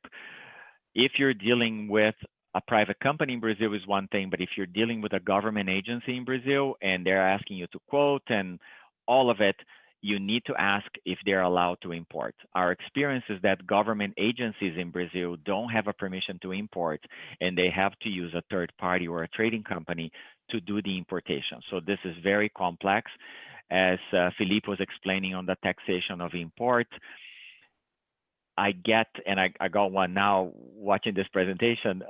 Can you please tell me how much duty I'm going to pay in Brazil on this particular product? Well, very difficult to come up with that answer to anyone because you have the guideline of taxes that Philippe showed and other people presented, but each company in Brazil, each entity will be taxed in a different way. It depends where the product is entering in Brazil, where the company was formed in Brazil, if they have any tax benefits.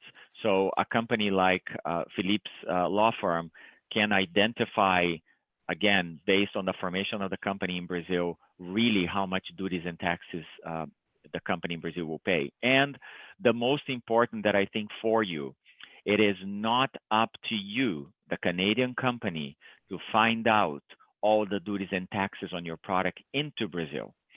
We can give you a guideline, a general idea of what that HS code or nomenclatura NCM is going to be taxed in Brazil, but it is impossible for MELLOHAWK or any company to know exactly how much taxes the importer in Brazil will pay if we don't know how they are formed, if we don't know all the legal aspects, and of course, Philippe's law firm, FCR Law, will be able to give you those details. But again, some of that information in Brazil is confidential information. The consignee in Brazil will not disclose a lot to you or to me or even just on a trade commissioner office. So there's a lot of analysis that go in order for you to find out exactly how much duties and taxes you're going to pay. So be careful when somebody in Brazil asks you, and reply right back to them that you know that is not that simple, okay? So real key to global logistics, of course, is importing and exporting, as I said, knowing that the process to import something or export something, and that involves not only air, trucking, or ocean, so those documents need to be analyzed. I showed here the entire process on an export shipment. Of course, there is many steps. It's not just putting something on a FedEx or on an airplane. There's many levels of approval, packaging, wood solid materials are not allowed in Brazil if they're not stamped. There's many, many restrictions. So work again with an agency or freight forwarder that has experience on the Brazilian market that can come back to you with the things that are really happening right now, especially during COVID, which is a whole different presentation on its own. So again, export rules are very, very important. Import rules, very much the same. If you're bringing something from Brazil into Canada, there is basically the reverse. In Canada, we have CFIA, Canadian Food Inspection Agency. If you're bringing food here, there's different levels. Of course, importing into Canada is a piece of cake if you compare it to Brazil. Only 2 taxes generally, very easy to calculate, but nevertheless, everything has to be pre-reported, pre-analyzed, pre-approved. So also be careful and make sure nothing leaves Brazil until you and your customs broker here and your freight forwarder like us give you the green light to go.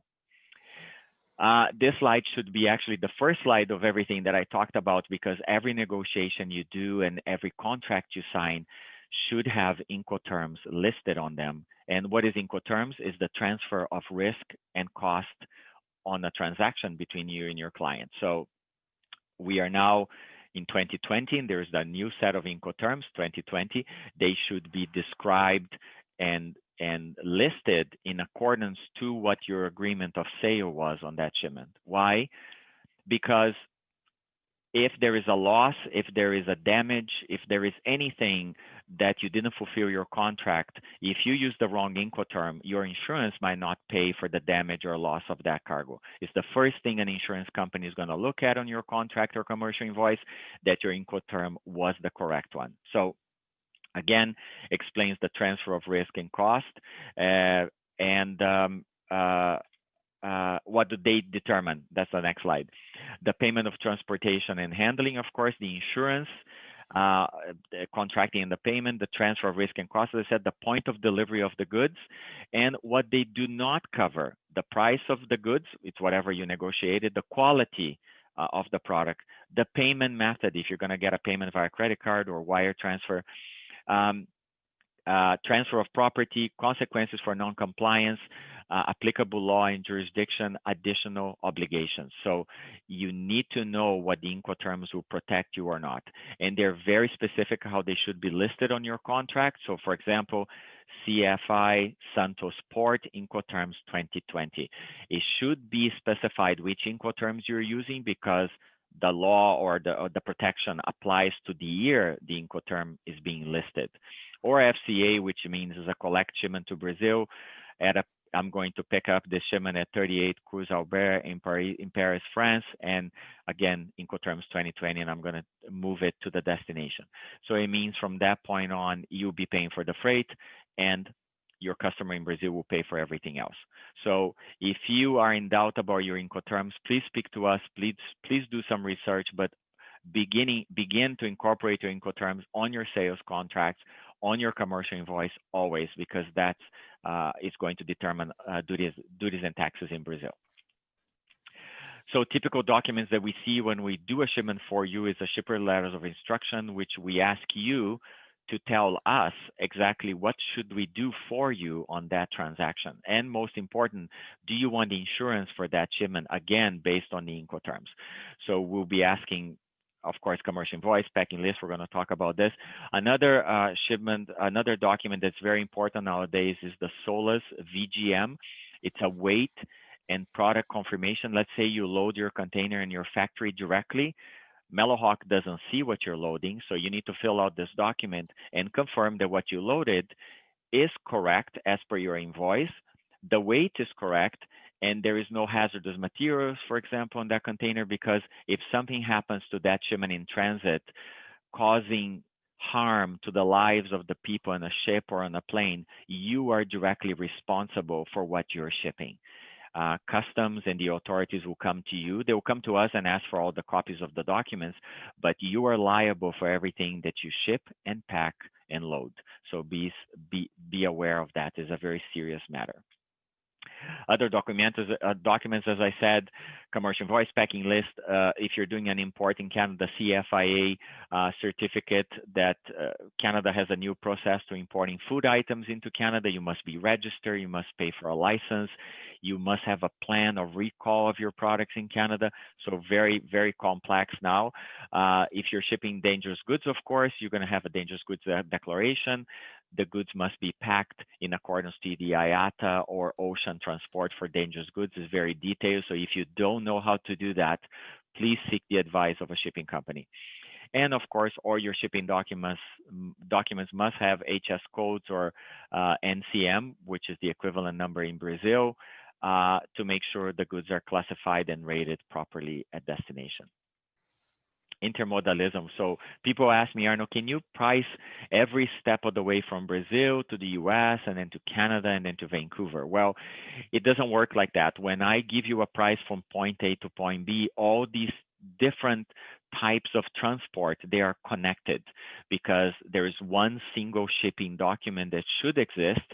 It doesn't matter if your product is going to transit in 3 different countries, they are all under the same shipping document from beginning to end, and the shipping document is done once and it has to be done correctly.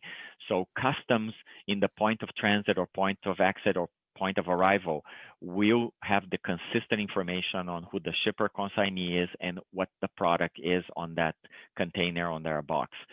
So they're all connected. Huge risks for air and compliance overall. The biggest problem we have today worldwide is the shipping of lithium batteries, which some of you might not know, but a lot of equipment contains lithium battery in the equipment. And that lithium battery is considered hazardous when travels by air at high altitudes. It could explode it could catch on fire. So this is a picture of a video of a shipment loaded into an airline pallet ready to go into a passenger plane in Hong Kong. And the shipment caught on fire in the runway prior to loading. You can imagine if this happened when the plane had taken off. So when you're shipping an equipment, a shipping company, an electronic equipment, a shipping company should ask you, does your shipment contain lithium batteries? And sometimes you might not even know the extent of the lithium battery on that equipment. But every equipment must have an MSDS sheet, a material safety data sheet, which will contain the hazardous information about that battery, about that component, or about that chemical. So please pay attention on that, because when we're doing a quote for you on freight, those things are taken into consideration, okay? When we pack cargo by air, of course, it goes into a container. You'll be using wood pallets or cardboard boxes. Again, solid wood materials are not allowed in many countries without the stamp. And even in Brazil is very critical. Our shipments that we do to Brazil that are packed in wood, 99% of the time we transfer that equipment or those boxes into a plastic pallet, a plastic skid. Why? Because depending on the port at the airport in Brazil, and depending on the officer that is going to analyze the documents or look at the stamp on the skid, he will refuse that stamp in Brazil or refuse the fumigation certificate issued in Canada. And they will not allow that shipment to clear customs until our office in Brazil removes the pallet from that shipment and exports the pallet back to Canada. That is considered wrong, even though it's not.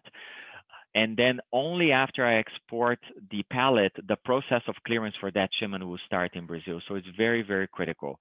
So we took upon ourselves to offer replacing the wood pallet for a plastic skid. Of course, there is a cost, but that way, that shipment can never be refused due to solid wood materials. Of course, if the equipment is packed in a crate and there is solid wood, then there is nothing you can do. It will be properly stamped, properly certificate issued, and still there is a chance in Brazil that the officer could refuse. So just be aware of that. Quick slide on dimensions. Canada works in inches and centimeters. In order to determine freight charges, everything is based on weight or volume, whatever is greater. So very important for you to be aware when giving a request for a quote to tell us how big and how the dimensions of that package. The packing of ocean cargo, of course, it's much simpler because it travels directly into the container. The container is just on your name. It could be the 20, a 40, or high foot container. So again, the documentations, the process remain the same, packing remain the same, but of course you can load loose boxes into a container to maximize the space of that container instead of putting on pallets first and then on the container. So there's many ways you can do it. Compliance for import. Again, in Canada, another regulation for any type of cargo coming here, and eventually is going to be law in Canada, is that any product from any origin in the world cannot load a vessel or an aircraft or a truck, in the case of the US, without being proper reported to Canada Customs prior to loading at the country of origin. So our offices and agents worldwide send us a copy of the pre-alert of all the shipping documents, and we, the freight forwarder in here, it's up to us to transmit that information to Canada Customs.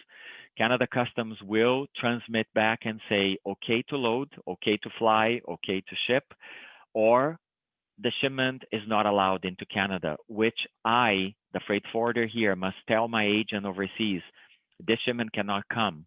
You must cancel the booking, you must stop, because something is wrong in this process. It could be the shipper, it could be the receiver in Canada has an issue, that product is not allowed in Canada.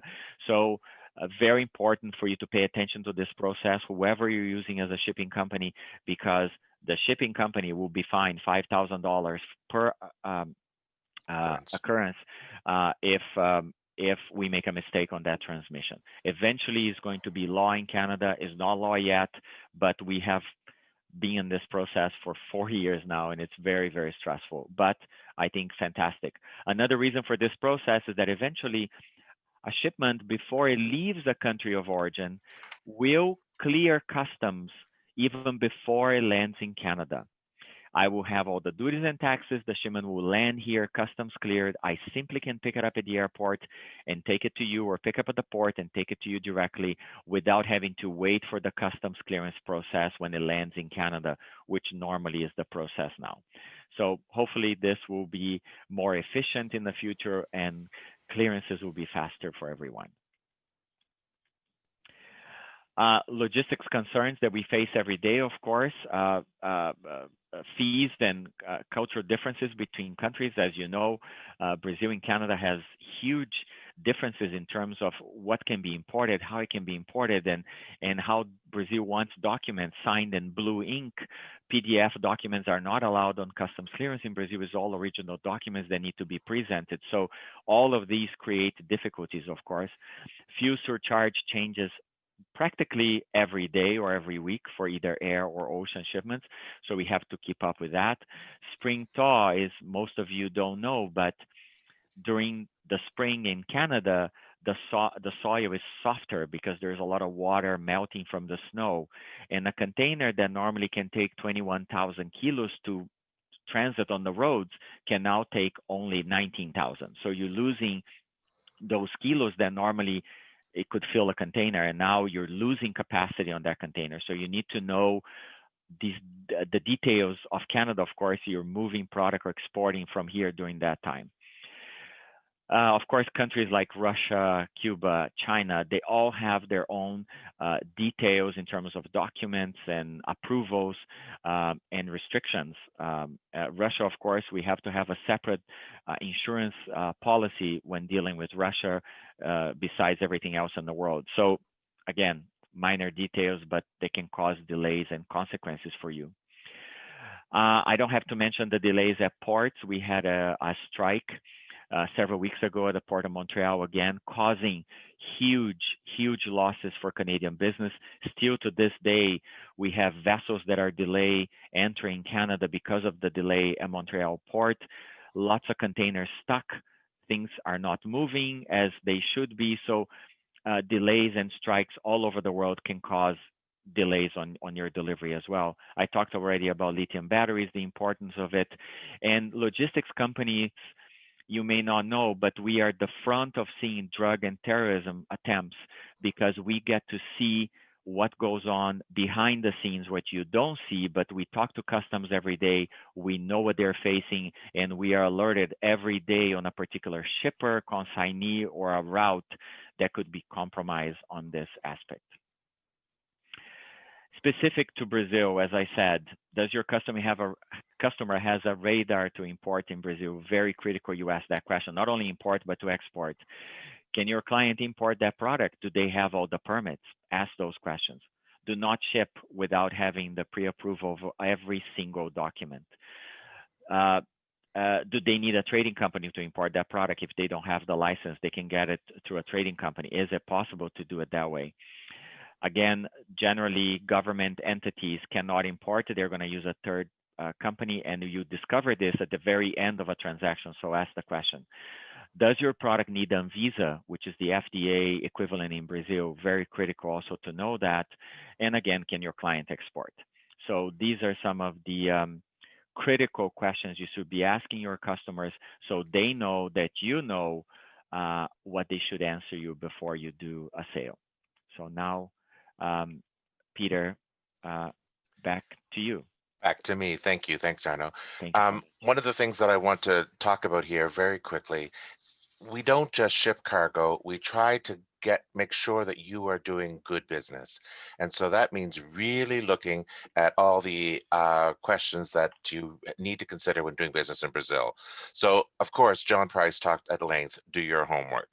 But I want to add to that, if you're already shipping and doing business in North America, Canada, United States, don't wait till you've exhausted those markets before you start expanding.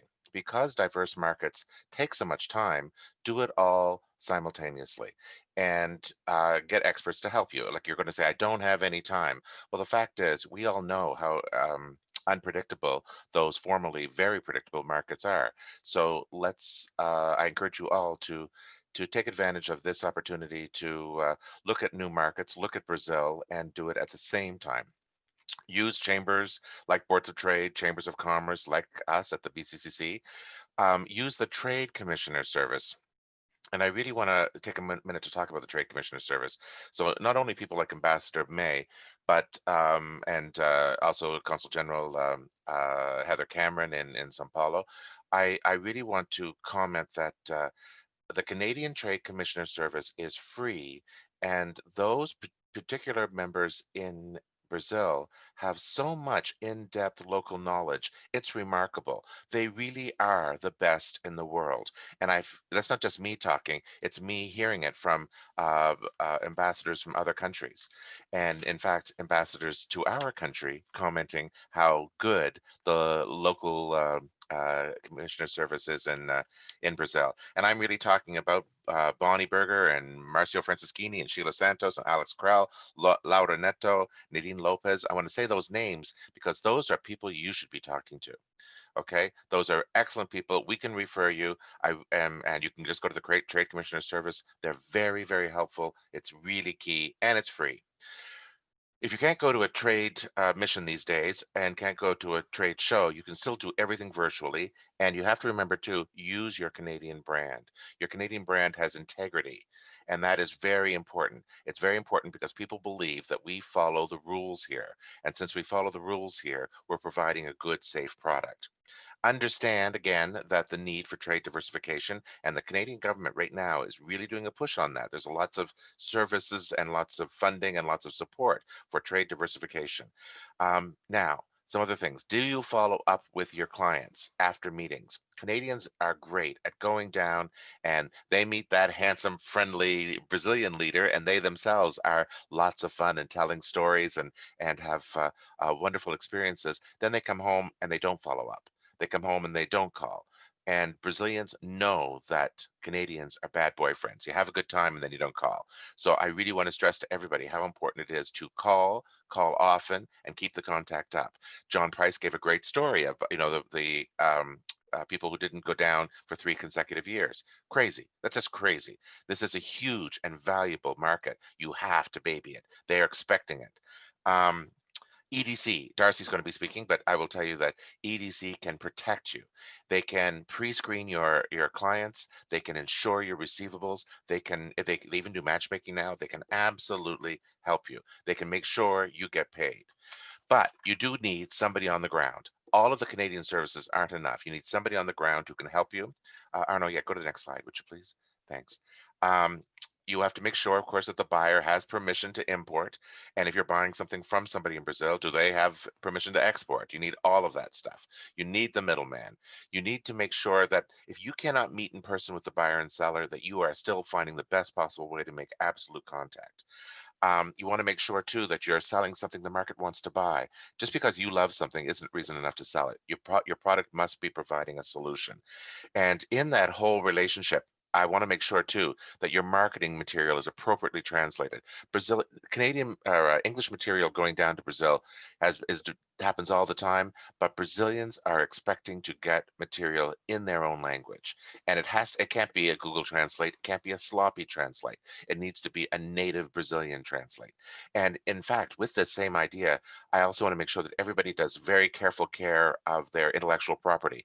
BCC member Prima IP is a great opportunity for their Brazilian Canadian company who can actually make sure that your property is protected and in the languages that you need it. If you, again, for matchmaking, we have Mandala Group is also a member. We have many wonderful people who can put together you with the right clients. And so I want to stress how important that is. Then it comes, of course, to the shipping and handling. Have you optimized the packing? Talk to professionals. Don't spend any money. All of these resources are free for that first conversation. So please use them. Do you have the correct tariff code? That is so important. That HS code is so important, and particularly now with HS codes, there are 10 digits. The first 6 are international, but that last 4 really have great variances between countries. And so you will have to make sure you have the right one for the right tax classification. And of course, Incoterms. Incoterms, Incoterms, Incoterms. Every day, somebody with a big smile on their face gives me a wrong Incoterm.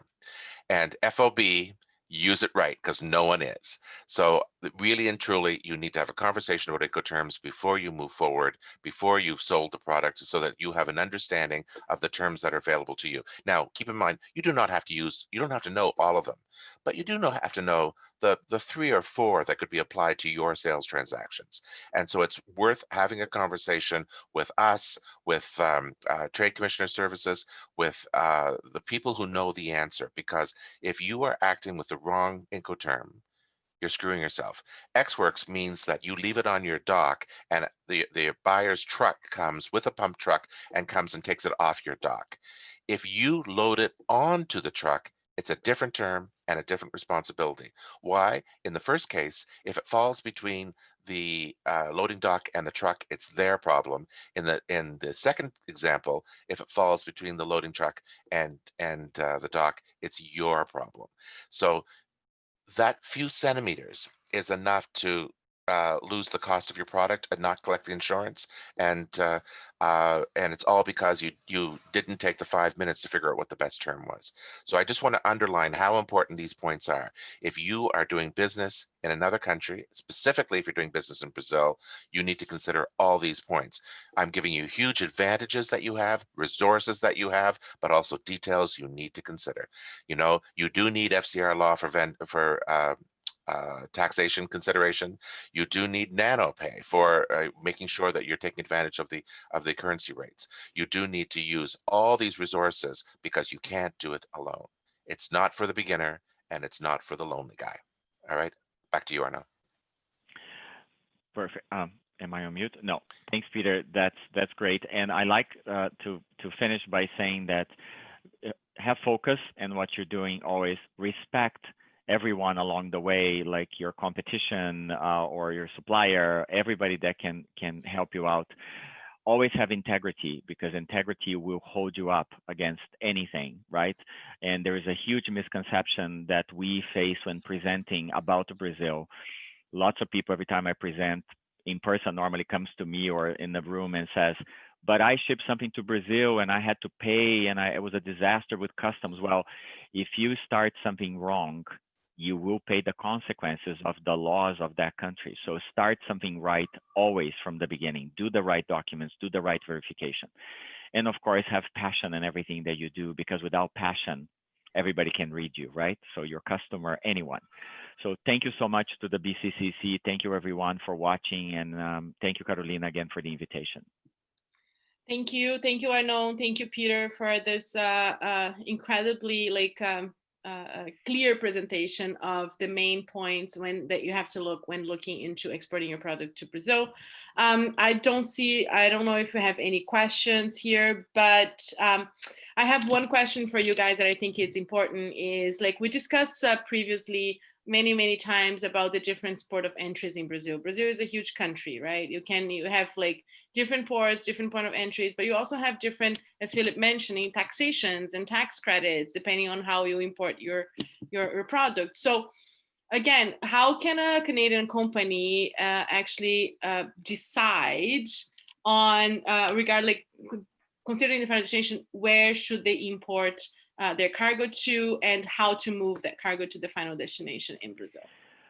Well, Carolina, great question. First of all, the Canadian company cannot make that decision. The decision, first of all, a Canadian company can never be the import of record in Brazil. It has to be a Brazilian company with a CNPJ number, a business number, and that company is the one that must execute the importation process and pay the duties and taxes to the Brazilian government. Otherwise, the shipment is not cleared. And it is based on the consignee, the buyer in Brazil, again, how their radar was formed, where the company was established, where they have a fiscal incentive, right, to import the product. All those factors are going to dictate where the shipment must fly to. For example, we have a client in Brazil that was established in Navegantes in Santa Catarina, right? Santa Catarina, I think. Yeah. Navegantes is a tiny town in almost the south of Brazil. There are no direct flights to Navegantes, basically, but that is the point of entry for this company in Brazil, because they benefit a great deal, like 18% on their ICMS, right? And so I must deliver the product to that airport, and it's a nightmare, especially at the time of COVID, where things are restricted.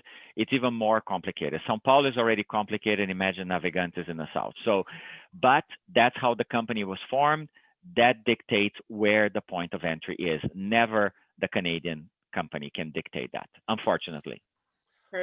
I would like to answer the next question that Talis has put forward about what was the most challenging shipping we have done. And here's the crazy thing. Sometimes the most challenging shipping we have done is because somebody has expectations that are unreal. And sometimes just the person who is screaming around us makes it challenging. However, we have had some really interesting shipments. We have a series of biodiesel plants in islands in the Caribbean. And we not only had to gather all the materials to build the plants, but because there was no heavy equipment on these islands, we actually had to gather and ship the heavy equipment trucks. And then we actually went down and the cranes, of course. And then we discovered that the telephone wires were very low. So we actually had to lift telephone poles for 1.5 kilometers to raise them enough for the wires to go, for the trucks to go under and the platforms to go under to get to the final location. It was a huge, exciting and crazy job in a hot island by a beach. So it was, and yes, and so we did quite a few of those. We did probably 6 of those in different islands, and they're all working now, and it's terrific. Arno did a huge project where there was a battery factory that was purchased by a Brazilian. It was a decommissioned factory in Canada, but it had to do the full asbestos cleaning and then have engineers come and determine where to break up the equipment and then load and pack the equipment over a multi-month period and then deliver it into Brazil for it to be rebuilt. And he has since gone down and seen the thing built, which is fantastic. And then Peter, this is a really good point to mention. The battery factory was a used factory, and used materials in Brazil are not allowed. Very, very complicated. Refurbished and used. Forget it. In order for you to get an authorization to send a used equipment to Brazil, there's many levels of authorization. So never, ever even begin to sell something that is refurbished, because it's not going to happen. It's very complex. It's not allowed, period. So this factory, the federal government, to this company called Baterias Moura, which is the biggest battery factory in Brazil all over the place, got huge concessions in terms of help employ so many new people to this factory. They had to do extensive lobbying, I'm going to call lobbying, to allow this factory to enter Brazil because it was completely used. And some of this equipment was in really terrible condition. Some of them was in really good condition, but the other ones were like awful. I don't know. Anyway, but it's fully operational, but it took months until we got the approval. And it took 6 months to dismantle the factory and actually ship it to Recife. So it was an amazing, amazing project. Also, another point to this project, thanks Peter for bringing it up, language. We had the knowledge, of course, the technical knowledge to dismantle the factory in sections and crate it and load it into the containers and purchase the containers and leave them in the yard of the factory waiting for the 90 containers to be sort of packed. But language was essential, because when I walked the factory with the engineer from Brazil, and he said he was fluent in English, and on the first 15 minutes, he said, I can't do it. I have a headache. And I had to continue the walk with 6 other people translating to them. That helps.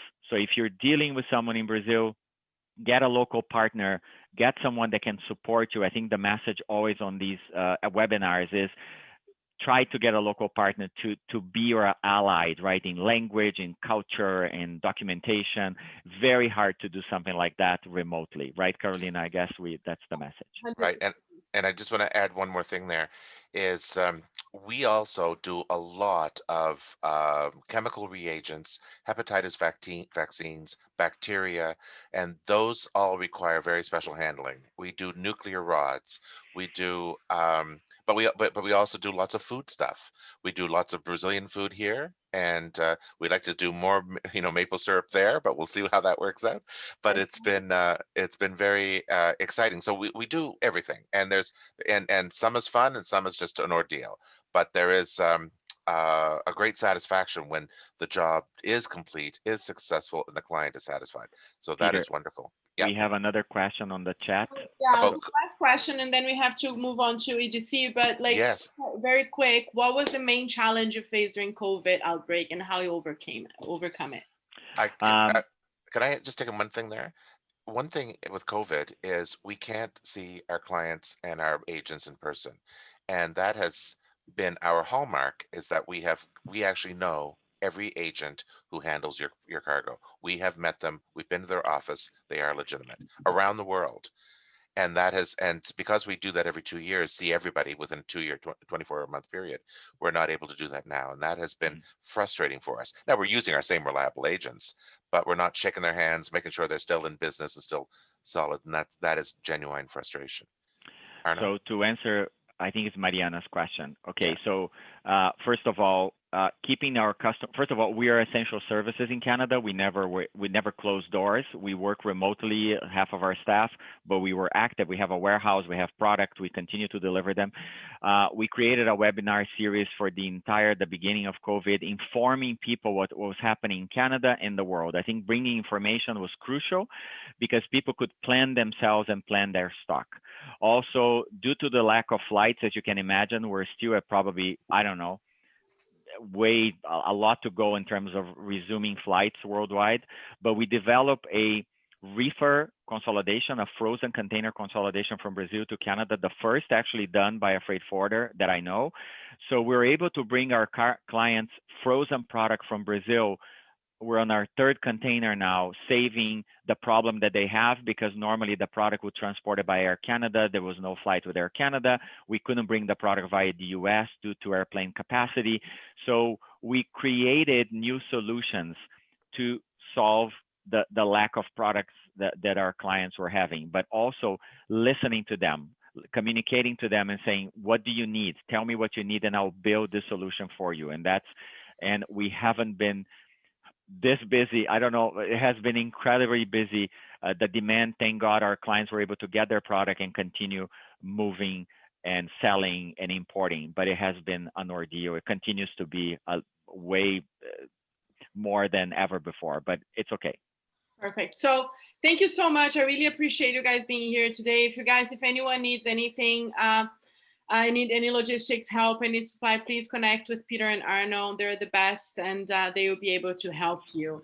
So without further ado, I would like to invite Darcy Ferron, Chief Representative for Latin America and EMEA at EDC, to explain a little bit of how EDC can help your company. So EDC, for those who are not aware, EDC is a crown corporation and Canada's export credit agency dedicated to helping Canadian companies of all sizes succeed in the world stage. So Darcy, are you there? Well, I'm thrilled that this worked IT-wise on its first go. So thank you so much for the invitation. Delighted to be here to speak about some of the practical steps of doing business in Brazil, and I look forward to answering your questions.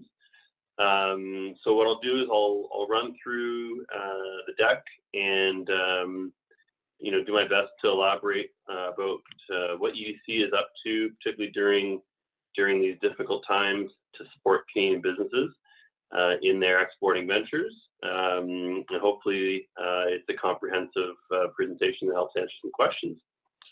So let's dive in quickly into who are we? Well, we're a AAA-backed export credit agency that operates in commercial principles. So what does that mean? Commercial principles, it means that we benchmark our pricing to market. So we're not there to undercut the banks, we're not there to subsidize, but we are there to give Canadian exporters a leg up and help you risk mitigate and penetrate international markets. We're very much a loyal partner. So, we were there in 2008 during the crisis, and we're there again during challenging times of this pandemic to assist Canadian businesses in export trade and engaging with international opportunities. We're headquartered in Ottawa, but we do have international representations around the globe, including 2 offices in Brazil, one in Rio and one in Sao Paulo. Both have been there for a long time. We've been in Brazil for over 20 years, and it's very much a priority market for EDC. EDC itself has been around for 75 years, and we do, on average, $100 to $110 billion in business a year across the globe. And this gives you a bit of a snapshot into the sectors that we're operating in and that we're supporting Canadian exports in. Certainly some of these will resonate, in particular for Brazil and Latin America. I think of mining, of forestry, certainly in terms of resources. And so, I think, what I'd like to retain here is just the breadth of sectors in which we are facilitating business. It's really cross-cutting, and we're definitely there to be a strong supporter. We've done business in more than 200 markets. Most of that is on the insurance side, but certainly in the financing side as well, quite active around the globe. And one thing I want to stress is, that we've been following the evolving trajectory of the pandemic and its impact on Canadian exports very, very closely. And certainly in response to COVID-19, the government has temporarily expanded EDC's mandate, allowing us to support all Canadian businesses during these challenging times, whether they sell internationally or here in Canada, until the end of 2021. We support both exports of goods and services. We support the knowledge business. And really our mission is to help you as a Canadian company go, grow, and succeed. In terms of the scope of that business, things I would want to stress here, strong support for women-owned and women-led businesses. In fact, this is an initiative that our current president, Marie Lavery, kicked off early in her tenure at EDC. Strong support for Canadian direct investment abroad, $16 billion, as you can see here. Strong support in clean tech, which of course is a priority for us and our shareholder. But really, what I would want to stress the most here, and I think it's most relevant to this audience, is that 86% of our customers are small businesses. That's a significant chunk, and it's always been that way in our 75-year history. SMEs have always been the lion's share of our customer base. We, as I mentioned, have feet on the ground worldwide, including the 2 offices in Brazil. This gives you a bit of a snapshot of where we're located globally. And one thing I would want to stress here is that in all of these offices, we collaborate very, very closely with the Trade Commissioner Service. In fact, we're co-located with them in all of the offices except for Singapore.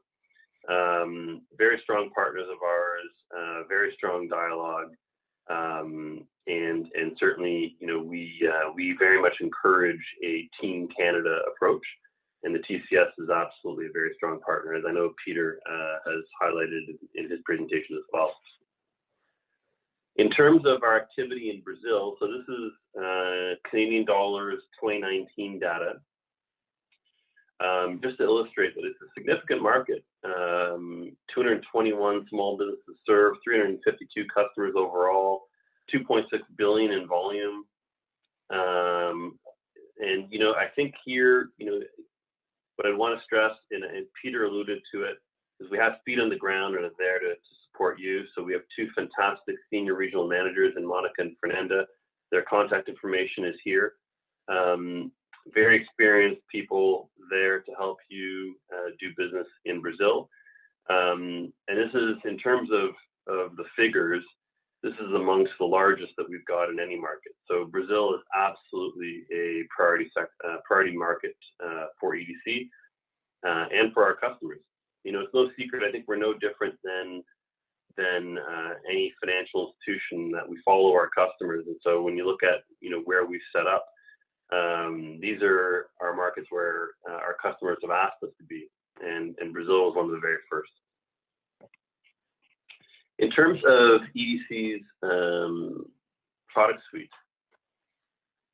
I'll bucket it into 4 categories and then dive briefly into each. So financing in terms of getting access to capital, insurance, which is very much a risk mitigation play and helping Canadian exporters survive, you know, the risk of default of their customers, for example. The knowledge business, where, you know, we're doing our best to equip and inform our customers about international markets, about the risks of doing business in international markets. And then the connections piece, where we work to connect the Canadian supply chain to some of our foreign obligors. So I'll briefly touch on each, and certainly welcome your questions on any of the above. So on the financing side, 2 programs I would stress. The first is our Export Guarantee Program, where we partner with the Canadian financial institutions on a risk-sharing approach. Basically, we're backstopping the banks against the risk of non-payment by yourself, the borrower. What this allows in terms of risk sharing is increased access to capital, because it gives the banks greater comfort and greater security to be able to then lend to their Canadian customers. This also facilitates international expansion. Our participation from an Export Guarantee Program perspective varies, depends on the use of the funds, but it can go up to 100% guarantee. So really what we're trying to do is be complementary to your existing banking relationship, stand behind our customers, and enable you to have the flexibility you need to gain access to capital so that you can conduct business outside of Canada. So our Export Guarantee Program is something that you could speak to your banker about. He or she should be aware of it. It's a long-standing program at EDC, and it's really, really geared to, you know, gaining additional incremental capital from your bank so you can do business abroad. Now, we're also a direct lender, and, you know, in this slide, what I'd want to highlight are a few things. First, that we're not here to compete with the Canadian banks. We're here to be complementary. We're there to provide incremental support, incremental capacity, and, you know, very much on a partnership preferred basis. I spoke to pricing risk to market. That was the commercial principles bullet I highlighted at the first slide. But what I really want to highlight here is flexibility. We're able to participate in various structures, whether it's syndicated facilities, bilateral lending, club facilities. Typically, we're comfortable lending to BB- credits and higher, although we can consider lower rated credits, and that's exactly what we're doing right now during the pandemic. And I'll get to that later in this deck. You know, we're very much comfortable with a variety of corporate loan structures, as I mentioned. We're not there to offer soft loans. We're not there to offer concessional financing. What we are there to do is to help you grow organically, build a balanced loan book from a risk management perspective, inside country, you know, obligor and sector limits. We can consider guarantee structures as well as direct lending structures, as I've highlighted. So, look, this is you know, a significant business. I think, you know, traditional export credit agencies in the past have leaned more towards a guarantee structure. We're able to do both, and we have very, very strong partnerships with financial institutions around the globe, and especially here in Canada. And oftentimes they're bringing us in as a AAA partner into syndicated facilities, into club facilities, or to step up where they may not be able to, which has certainly been the case during COVID. So just wanted to highlight that. that EDC has this capability as well on the financing side. Now, in terms of the insurance products, this is probably, I think, where you see us the most, because certainly for small businesses, this is where we see the highest volumes. And certainly this is where most discussions are occurring with account managers. So we insure the risks up to 90%. The risks that we're covering are default, bankruptcy, repudiation, political risk, export and import restrictions, contract cancellations. So this is enabling our customers to export into foreign markets with confidence, knowing that they're going to get paid, and should their buyer run into some troubles, either bankruptcy or simply doesn't want to pay, we're there to backstop the receivable. So it certainly allows you to be more competitive as well by offering better payment terms to your customers, knowing that you can count on that 90% cover. But this fourth bullet, I think, is what I'd want to stress the most here, is that if you look at our portfolio of small business insurance policies and the customers that came to us asking for these policies, the vast majority actually came to us not just for risk mitigation, but also for margining purposes. So in other words, to increase their access to working capital from their bank, because when the bank is lending up against the assets, so whether it's inventories or real estate or receivables, well, if your receivables become more attractive by being backed by an insurance product, your bank is able to lend a greater sum. So that's what I mean by margining, also called leveraging. That's one of the main reasons why small businesses are seeking insurance. Now, there's lots of players in the market, and certainly far more private sector players in Canada than there had been in the past. At its peak, EDC had about 85% of the credit insurance market. Today, we have 50%, and we certainly encourage our customers to shop around. You work with brokers. We also work with brokers, and really what we're there to do is give you the best possible policy with the best customer service. And we also have flexible options with this product. So depending on the type of coverage you need, you can go with either a select credit insurance policy or a portfolio credit insurance policy. The former is one that's fast and simple. You can go online, ask for a credit check on your buyer, and sort of pick and choose the relationships that you want to cover. The portfolio side, a bit more comprehensive in the sense that these are customers that are coming to us with consistent export sales, and are looking to insure a portfolio of customers, sometimes an entire book. And so we aim to be flexible with both coverages. And again, everything's available online. It's quite remarkable actually how much that has advanced in the last few years. So that gives you a bit of a snapshot on our insurance product. Next, what I'd like to chat about is that third bucket, which is our knowledge solutions, all of which are available at edc.ca. So we have what we call our export help desk. This is I like to refer to this desk as our triage unit in many ways. It's a free service. You can give them a call anytime on any of your export related questions, and they'll help you navigate not just EDC resources, but also Team Canada resources. They'll help point you in the right direction, identify key contacts, provide targeted referrals. They'll point you to the right information and resources available.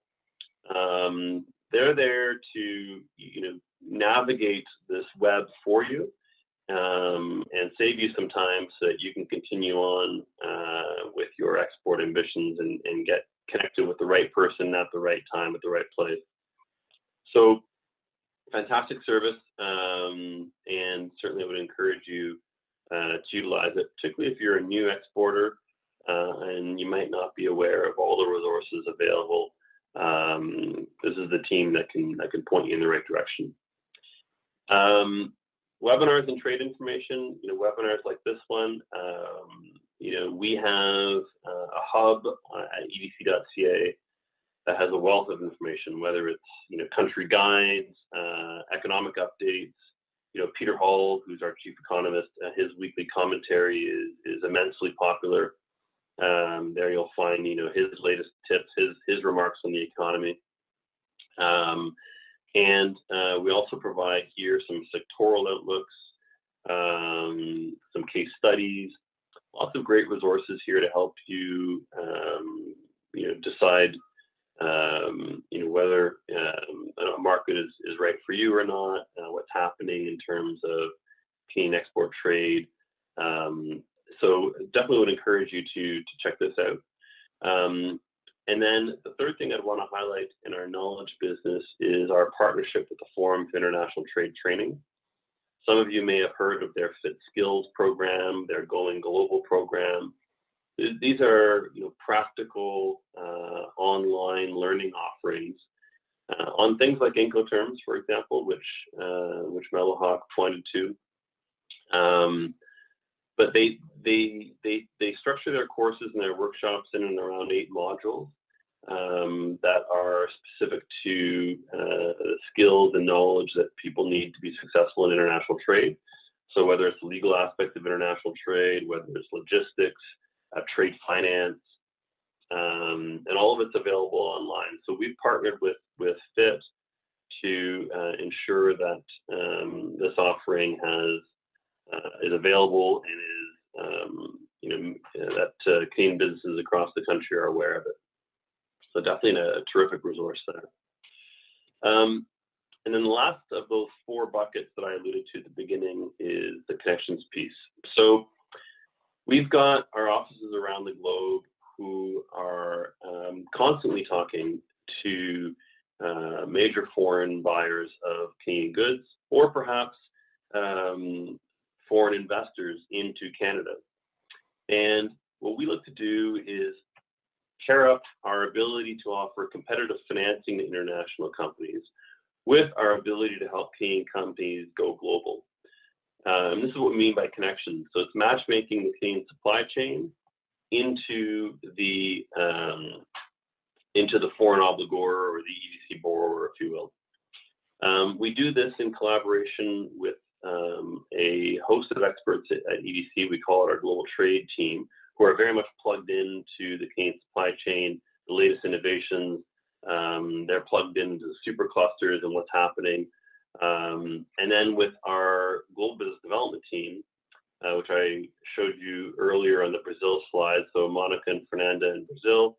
We have other chief reps and senior regional managers posted around the globe, and they're responsible for really being the pulse, the knowledge center on the ground, managing our relationships with foreign obligors, our foreign prospects, and assisting with matchmaking and bringing Canadian companies into the market. So we call it our Connection Financing Program. It's been quite successful in terms of pairing Canadian suppliers into Canadian companies, either for introductions, or into foreign companies, pardon me, either for introductions and hopefully to lead to a foreign contract. So it's a unique matchmaking approach, and we really try to leverage our global industry expertise so that Canadian suppliers can have that leg up. And we're working with Canadian suppliers of all sizes, small businesses, mid-market companies. We don't discriminate on the size. Really what we're looking to do is matchmake a need with a supply in order to create the opportunity. So certainly an interesting program. EDC was very much, in terms of export credit agencies, a pioneer in this regard in terms of the matchmaking piece. And we also, I want to stress again, do so in strong collaboration with our trade commissioner service partners, who also have a very much a local presence and pulse on the ground. So let's jump back to COVID for a second, because the buckets that I've just described, we've had to make changes to them in response to COVID-19. We've had to adjust our focus. We've had to be flexible to enhance our products and services to reflect the current needs of Canadian businesses. So what you're seeing here is a bit of a snapshot of some of the changes we've had to make in response to COVID. And really a lot of it centers around deferring principal and interest payments, adding working capital support, adding liquidity injections, waiving waiting period times for claims, all again around the themes of flexibility and stepping up in times of crisis. And one product that I'd really want to highlight, which was born 6 months ago, is the Business Credit Availability Program Guarantee, so BCAP Guarantee. And what this is again us trying to risk share with the banks in order to enable access to capital by a Canadian company. So it's up to 6.25 million in credit, and just to give you a bit of a scope, this is a program that we've allocated 20 billion to in terms of capacity, we've looked at over 4,000 applications in the last 6 months in terms of the applications going to the banks, and then the banks consulting with us to the availability of the guarantee. So just diving a bit into what it's about. It's been created to respond to COVID-19 related liquidity challenges in the SME market. It's for operating costs. So the guarantee is really there to help you cover things like rent, payroll. It's there to help the financial institutions extend capacity to clients to access capital. And it's really there to support new borrowing, to provide incremental emergency liquidity. So it can't be used on an existing facility. It needs to be in a separate setup. But again, hearing from Canadian companies needing immediate access, we stepped up with this product, and we rolled it out to over 120 financial institutions in Canada. Not just the banks, but also cooperatives, particularly in Quebec and Western Canada, where the cooperative model is quite popular, to extend this guarantee to as many financial partners as we could, so we get liquidity out very, very quickly. So some of the specifics: it's an 80% guarantee for 1 year. Initially, we were going to underwrite deals up until September 2020. Now we've actually pushed that out. We're going to underwrite new asks all the way to June 2021. All of the due diligence, the know your customer KYC stuff is all done by the bank. So you only have one point of contact, and then we act in the background to backstop the bank with the 80% guarantee, again, up to 6.25 million. Fixed guarantee fee of 1.8% with as I mentioned earlier, in terms of some of the changes we've made to our programs, a 6-month fee payment deferral. So it's giving companies time to recuperate, get their feet back on the ground, and hopefully we all come out of this with a good survival rate. That's really our goal.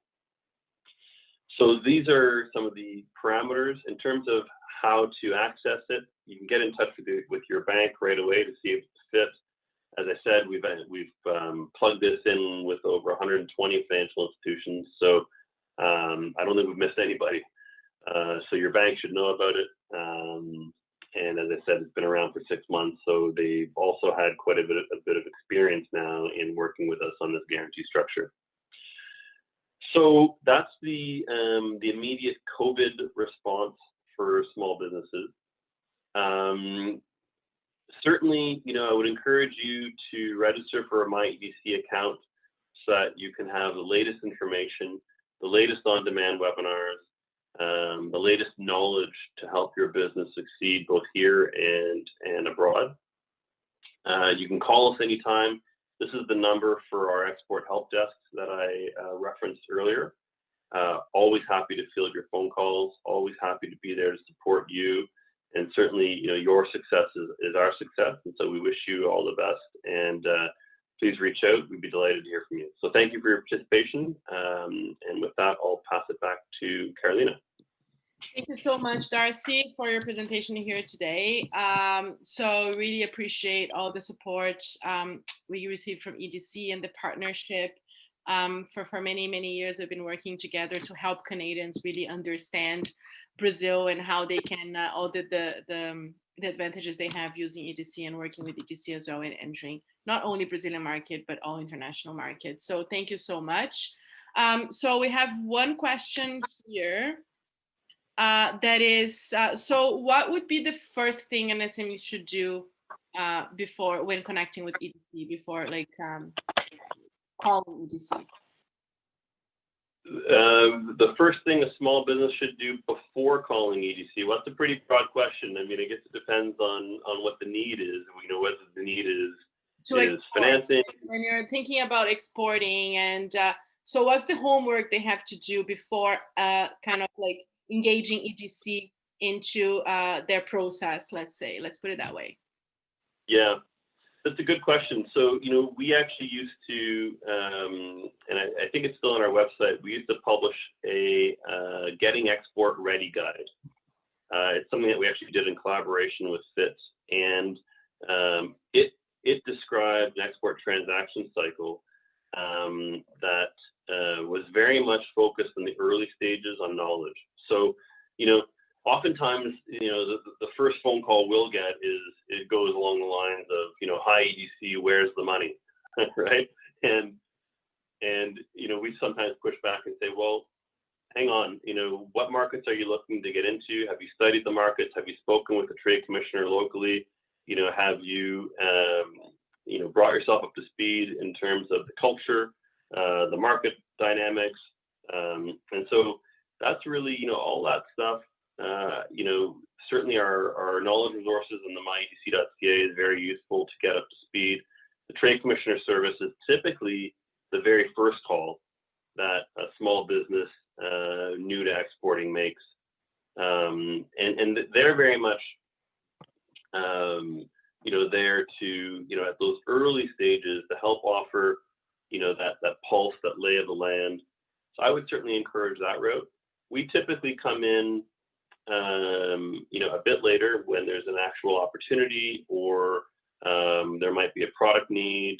We're certainly trying to be more relevant earlier in the stage, and that's why we've created all of these knowledge resources and partner with FIT and my EDC accounts and all these things. Whereas the Trade Commissioner Service has always been involved in those early stages. So I think that would be my suggestion is, if you're looking to figure out what markets to go to and where the opportunities might lie, TCS is usually a good first call. And so, is EDC, I assume that you guys are already very close to Canadian SMEs, but how are you spreading that message in Canada that you guys are here, that you're available, and the best way to connect with you guys as well? Yeah, so there's a few ways.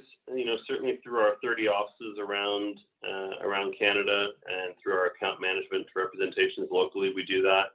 We do that in partnership with our Team Canada members. So we've got 30 offices. BDC's got hundreds, and we're very much supporting each other in terms of getting the message out.